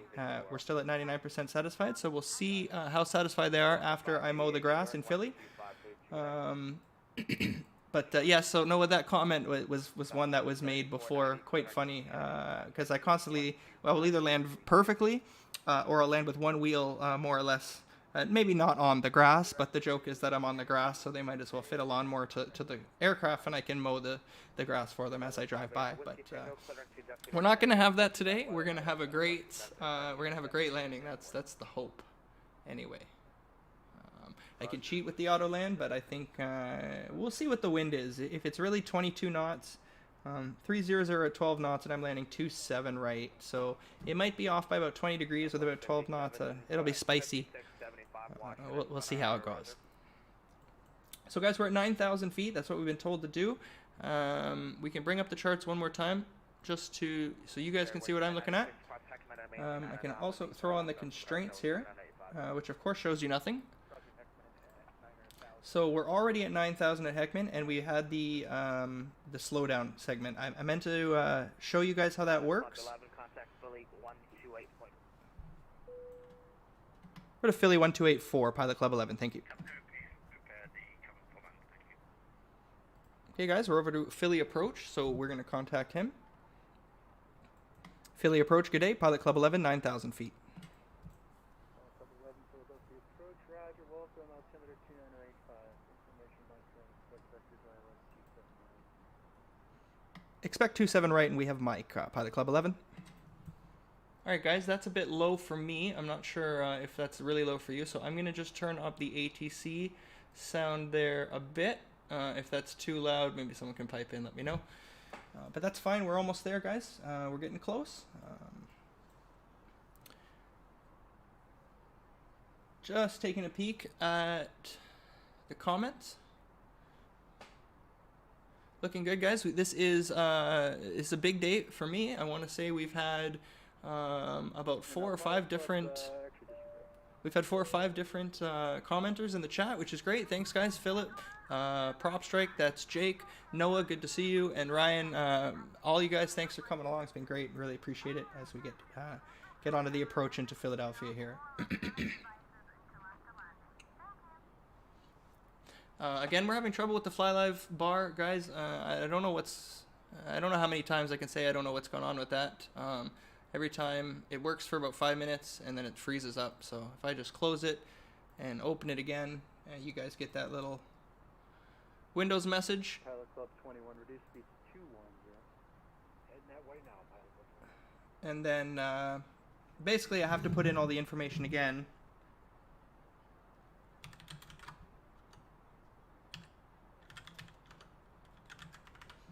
And then click OK, and then it will update. And then you can see the altitude is updated and the indicated airspeed, and the flight dispatcher bar is up to 95%. So I'm at my wit's end with the FlyLive bar. I keep it there in hopes that it'll work, but I think, like I was saying earlier, I'm going to totally uninstall that, get rid of it completely, and we'll install it again. We'll bring it back on. Pilot Club 326, yeah, for now comply with the speeds on the arrival. And we'll bring it back on and we'll see if it works the next time. Present speed for now and low by Virgin. Roger. So guys, we have outer fuel tank transferred. It's not a warning, it's in green, it's an indicator, so that's not actually a problem. It does happen often, especially when you get under about 2,800 kilograms, so that's where there it happens. If we go to the fuel page, you can see that what is happening now is the fuel that is stored in the outer wings is now automatically being transferred and filling the main wings. So that's how it works on the Airbus, on the A320, is the fuel is pulled from the engines, as you can see by the indicator here, directly. The fuel pumps are from the main 2 center tanks, the main 2 wing tanks rather, and not the center tank. So the center tank itself would fuel out first, and then it would come off the main tanks, and the outer wings will then feed into the wing tanks, and then they will continue on. So it's quite normal to see these wing tanks start emptying, and the outer wing tanks start emptying, and the inner wing tanks filling. when they're transferring over. Now these will probably go to 0 or around 100 or just under 100 and stay there. And the reason for that is stability in the aircraft. You need to keep the weight and balance centered, so it doesn't want the inner tanks lighter than the outer wing. So when it gets to a certain point, the crossover point, it starts pulling fuel from the outer tips to keep the aircraft stable. The Airbus is an incredibly smart machine, and it does that all automatically. I don't have to worry about it, and unlike in the Boeing, I don't have to then turn off the associated fuel pumps for that. So you see, we actually took off without any fuel in the center tank, but we've had the center tank fuel pumps on because they're actually not on, they're in auto. And the aircraft will figure that out all by itself. And if we left them off, it wouldn't like that. It would have a bevy of other warnings. So we leave it in auto. Club 326, contact approach 125. So we're still at 9,000 feet, guys. If we look at the charts one more time, I think we said we were going to do that. Jim's is at 8,000. He hasn't given us that, so I'm going to actually... 11, descend and maintain 6,000. So there's 6,000. So I'm no longer descending via the chart. Descend and maintain 6,000, Pilot Club 11. So we're descending as ATC wants us to. I was about to worry about Jim's at 8,000, but basically, so what's happening is we're ignoring this star now. We never did get cleared to descend via the Jim's 3, so we never did have to worry about these restrictions too much. So I'm going to be over 8,000 at Jim's. Maybe. I might still make it. 2 miles and 600 feet to go. I probably will make it. But the only one I need to worry about is the speed. So when I get to Wojcik, the speed's got to come back to 190, and what we will do shortly, before the turn, we'll activate the approach phase. And we've talked about the approach phase before, so what we have to do is tell the aircraft, yep, you know we're getting close, but now I know we're getting close, but now I have to tell it we are getting close. And then it'll set up for a different sort of computerized landing. It'll start to understand all this information that we put in earlier. It'll take that into account, and it'll start lining up the aircraft with the runway. We're under 8,000 feet, so we're going to turn on the landing system, and we're going to see that we do have the Philadelphia ILS frequency of 108.95 there. It's captured. We're 22 miles away from that. Now that's going to change as we come closer to the runway, and then we start going away from the runway. We may even lose it depending on how far. 326, you still with me? Depending on how far he keeps us in our downwind. However, we know now there's good confidence that it will capture it, so we don't have to worry. We can double check that 108.95 is the correct frequency. 108.95 right here in the top left corner. That's correct. We have our minima, and we have our go around if we need it, which is going to be missed approach is climbed to 15,000, then right turn to 3,000, heading 295. So we're going to get this aircraft down today one way or another. Probably not going to use a go around. C25 Charlie. You can expect visual approach runway 35. So guys, here's 6,000. Alt star. And this magenta diamond here is the vertical indicator for the glide slope. But again, we don't have to worry about it right now. I know we're above it, which isn't good. But we're still coming towards the airport. And we will be making our right turn shortly to start the turn away from the airport. So now that we're at 6,000, I can consider dropping the speed down by doing this approach phase that we had talked about a minute ago. Something about the Airbus, another thing that's different from the Boeing, is the Airbus does not like to descend or accelerate at the same time. What I mean by that, or decelerate rather, what I mean by that is altitude change and speed change are sort of, it wants to be independent. It doesn't do them at the same time very well. So what we're going to do here is activate the approach phase now. So what this means is if I was still coming down from 9,000 and I would say at 7,200 feet and I was supposed to be at 6,000, but I had now activated the approach phase and I wanted the aircraft to decelerate, but I was still coming down, and prioritizing, what it will do is prioritize the speed in this instance, in the setting that I have at the moment, which is managed, or if I were to set the speed. Well, if it's in managed and I click the approach mode, it's going to target green dot speed. That's a different discussion for another time. But it will prioritize that over the altitude. So if I was still at 7,200 and I activated the approach mode, it would level off there and start to decelerate, which isn't necessarily what I want. Now we have to be at 190 knots. Green dot speed is 215, so we got to keep this coming right back. You currently 190, and I'm going to pull down and put it into speed mode. It's no longer in managed, and you see that's going to be below. So now that we're under 210 knots, we're going to go ahead and throw flaps 1. So there's flaps 1 deploying, and you can see that our minimum speed, stall speed, just started to drift away, which is great.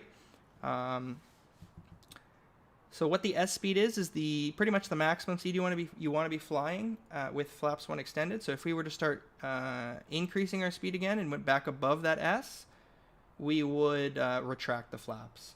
But in the meantime, we're at 190 knots confirmed, 109 setting blue, and we're here before Wojak. So we're going to make the right turn. 11 contact, final approach 125.4 today.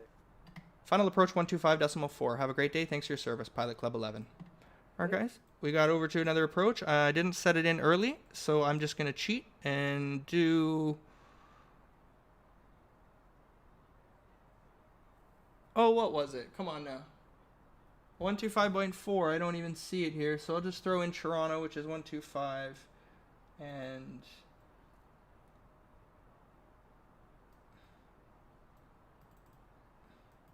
Need contact. Contact fully on 1. There's 125.4. Philly approach, Pilot Club 11, 6,000. Pilot Club 11, Philly approach, 27 right, descend, maintain 4,000. Expect 27 right, descend 4,000, Pilot Club 11. There we go, this guy's all over it. Sounds great. So our speed's still at 190, and we're going to just start descending 4,000. Open descent, 4,000 blue. And the aircraft's still going to hold 190 knots. So, basically, now we can keep 190 knots until we're on final, about 8 miles from the runway. And more to that, we can keep 180, which is, the same as 190, till about 5 miles from the runway. So I can drop a little bit of speed when I go to flaps 2, but the speed now is going to be good all the way into the runway. And here's another trick that we're going to do. We keep using the progress bar, the bearing distance 2, and we've passed Heckham, 26 back away from that. So we're going to put in the runway threshold like we always do. So we're going to put in KPHL, that's the Philadelphia International Airport, and we're expecting 27 right. I'm sorry, I was on the line up. Pilot Club 6, if that was you checking in information, Mike's turn up to move to 9 So this tells us that we're exactly 10.6, see how it's increasing? So it's 10.5, 10.6 miles away from 27 right, and that's because now we're on the downwind, and we're actually flying away from the airport. There's the airport back there, and we are on our downwind, so we're going to be in a manual soon. Even though that we're in managed heading, he hasn't given us a heading. 11, turn left heading 050, descend and maintain 3,000. All right, guys, things are starting to get spicy. Left heading 030, descend 3,000, Pilot Club 11. All right, guys, so we're going to have to keep coming down, and left 030, so he's going to clear us to intercept the localizer very shortly. November Indy Alpha Kilo, descend and maintain. So we didn't have to worry about the downwind. We didn't have to worry about the manual. And I know I'm using the mouse here, like I mentioned earlier, even though I do have the keybinds, but that's okay. So let's drop this right in. And we can see that there's Martin, and they want us to be at 3,000. We're at 3,800 feet and descending, so that's going to be just fine. And guys, here's the magenta diamond, the vertical indicator. So we want that to be above us. It is well above us. This is excellent. This is right where we want to be. So we're going to have a good approach. The airport should be out to our left. If we take a peek, what a beautiful day. Let's go out and take a screenshot, guys. Oh, sorry for the upside down. I don't know why Microsoft Flight Simulator has been doing that. And November India Alpha Kilo, just confirm. Actually, fly heading 360 vectors for the visual. And November India Alpha Kilo, the airport's actually at your 12 o'clock, about 22 miles before the field descent. Alright guys, sorry, just wanted to grab a quick screenshot. As we said earlier, they supply our thumbnails for these streams. I like to use our own pictures of our own airplane on the streams, for the streams, rather than getting anything else. And I hope that wasn't for us. Pilot Club 11, turn left heading 300. Left 300, Pilot Club 11. Pilot Club 11, you're about 7 miles from Jalta. Maintain 2,000 until established on the localizer. Cleared ILS 27 right. Descend 2,000 and maintain until established on the localizer. Cleared approach 27 right, Pilot Club 11. So heading 300. We're going to go ahead and activate the localizer mode. So this is going to now be looking for the localizer. He's got us descending to 2,000, which is good. So we've gone past the 3,000 and into the 2,000s. You can see here's 300, and radio altimeter was momentarily alive, but that's fine. We are at 2,600, and that was the 2,500 indicator. That's the first indicator for the radio altimeter. Reduce the final approach speed. Reduce to final now, Pilot Club 11. Alright, so he's got us reducing speed early, so we're going to drop flaps 2 out, and we'll throw out the gear early too, even though we're 13 miles away. I would do that at 9. He needs us to slow down. Obviously, there's someone right in front of us. So he's cut us in a bit early. That's not my fault. That's his fault. But here we are. So flaps 2. We'll ping the cabin. Let them know. Throw on the runway lights. And we haven't been given landing clearance yet, so we will not turn on the taxi light. We will arm the spoilers, because we're not going to need them, and flaps will be full momentarily. He said reduce your approach speed. We're getting low. Flaps 3.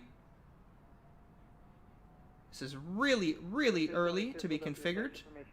I would normally never, ever be fully configured on a straight-in approach like this, 11 miles out of the runway, and I think I'll maintain flaps 3 for just a minute because I'm at 150.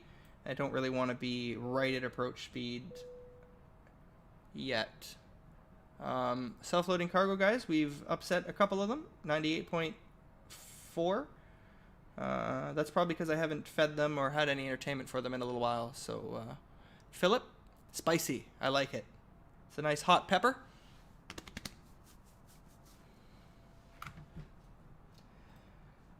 So yeah, he's got us nice and slow, pretty far back. Contact departure on 124.35. He'll be your tower. Contact departure 12435. He'll be the tower. Have a great night, Pilot Club 11. So there's Philly departure 12435. I'll call him tower. Philly tower. Pilot Club 11. We're established 27 right.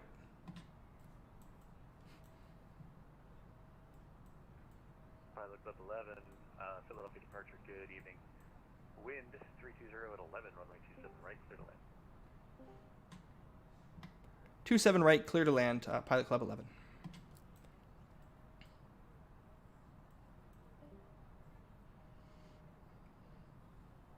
So if I'm clear to land already and I'm not number 2, I'm curious as to why I had to be at such a low speed so early.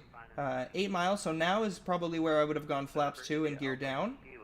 And I would also have thrown on the runway lights. We've been given landing clearance, so we're going to turn on our taxi lights. Little trick to let us know, that remind us. Oh my goodness.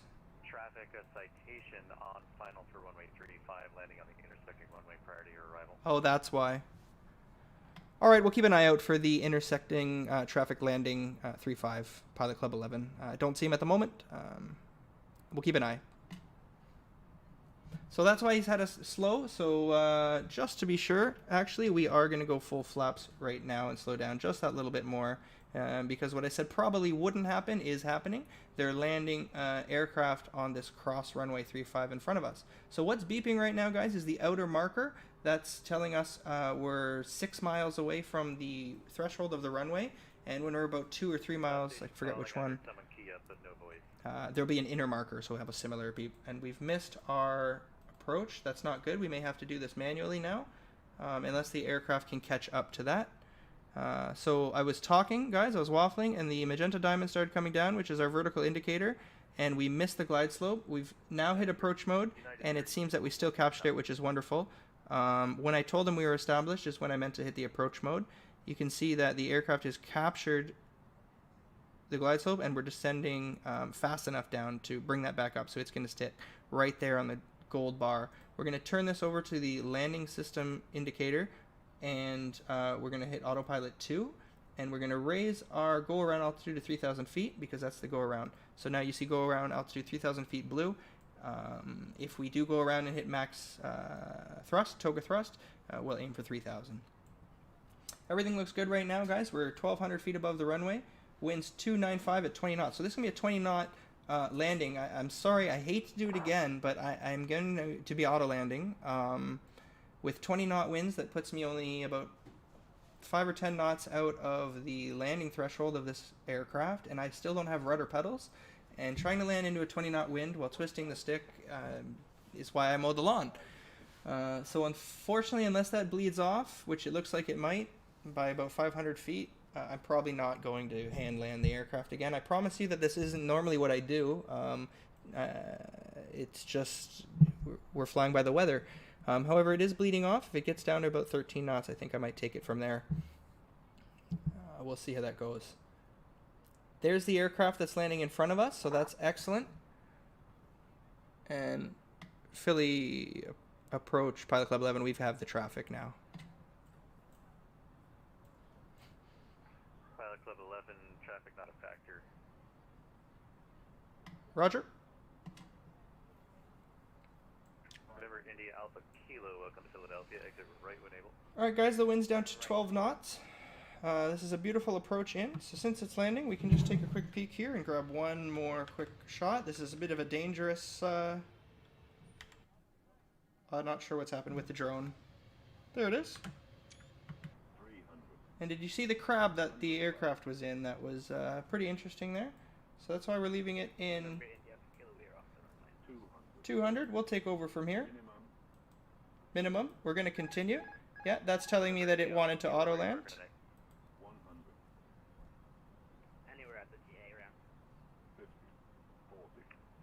November India Alpha Kilo, right turn on Delta, taxi via Delta Alpha to the ramp. Have a good night.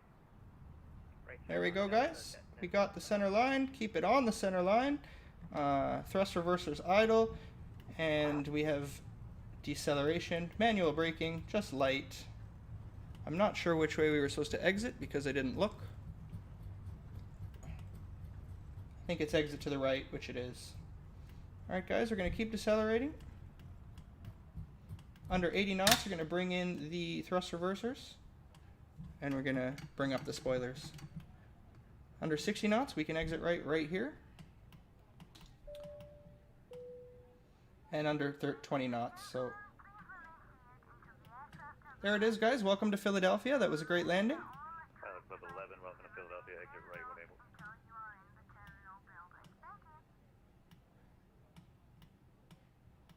when able. Alright. Philly approach, Pilot Club 11. We're clear 27 right now. Pilot Club 11, taxi straight on Tango to the ramp. Have a good night. Taxi straight ahead, Tango to the ramp. Have a great night. Thanks for being on. Thanks for your service, Pilot Club 11. Alright guys, we're clear the runway, and he gave us straight ahead on Tango, which it is. Clear on the left. Clear on the right. We're going to continue in and pick a gate. It doesn't seem to be too populated. We have one of our colleagues here on the right. And that's about it. So we're going to go ahead and turn off the landing lights. Turn off the runway lights. And turn off the cell phones. We're going to let people give their loved ones a call. Oop. Thank you. All the cars managed to stop this time, not like the ones that were on the runway during takeoff that we blew through. But that's all right. We left the bill there in South Florida as well. So they can give company a call. Aircraft on this frequency, Philadelphia departure is closing contact, Philadelphia approach 128.4 for further ATG services. Have a good night. And we found a gate right here. Let's see if we can't get in there. Whoop, didn't, a little hard on the brakes. We'll keep her going.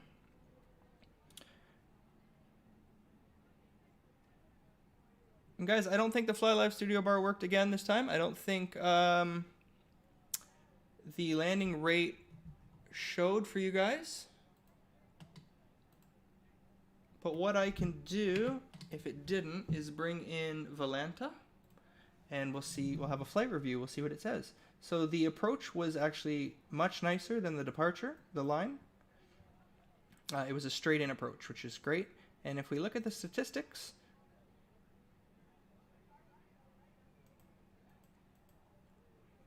does that not have it? It normally says the landing rate. Did we not get a landing rate today? Interesting. Interesting, interesting. Is it because I haven't ended the flight?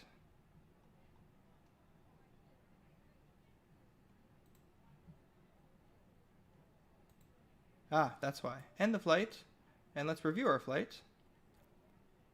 There it is. Landing rate of 252 feet per minute with 1 G. So quite normal. Let's see what self-loading cargo said. Firm landing. I forgot that I can use self-loading cargo to check it out.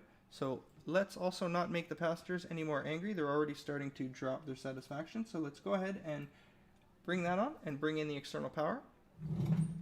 What we didn't do again is start the, self-loading cargo. Start the APU. And we'll start that. We'll go ahead and turn off the strobe light. Off.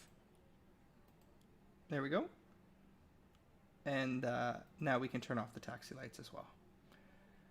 I'm going to turn off engine 2, turn off engine 1, and use external power. Here's Microsoft Asobo's logbook. So flight time 2 hours 25 minutes. Great flight. And we're going to turn off the fuel pumps. Turn on ground control. Not yet. I guess there's still engines. Turn off the crew supply because they don't need the oxygen. And that's it. Asked me to open the doors. Crew doors to manual,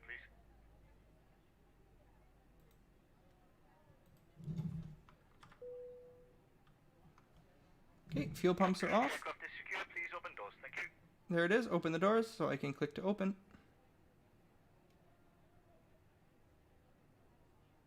Let's see what's going on. Do we have a jetway? I know the jetways have been finicky. I guess we do have a jetway. What is going on with the drone camera? There we go. So we do have a jetway. So the passengers... I'm still learning self-loading cargo, guys. Sorry for that. Please open your doors. Well, let's disconnect that and we'll try it again because I think that's what we had to do yesterday is send away the jetway and then bring it back.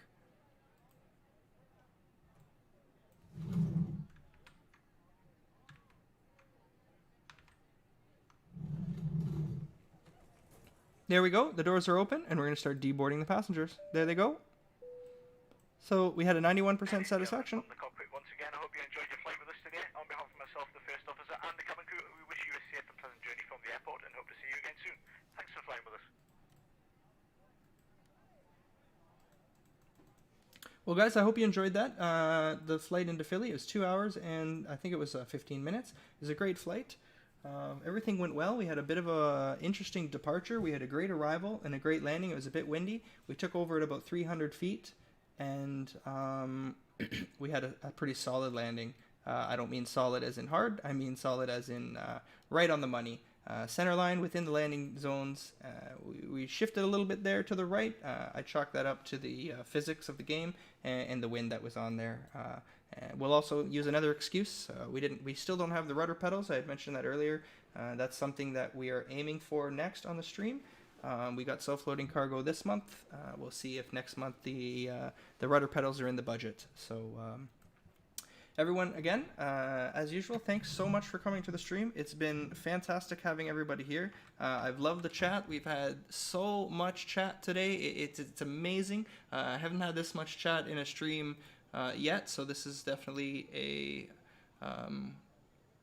it's definitely a wonderful place to be at right now. So thanks Noah, thanks Philip, thanks Jake, and if Ryan's still around, thank you Ryan, everybody who came out. We've had a great flight. We'll do our usual goodbye as we zoom out and check out the airport of Philly. So guys, thanks again so much for watching and we'll see you next time. Have a great day.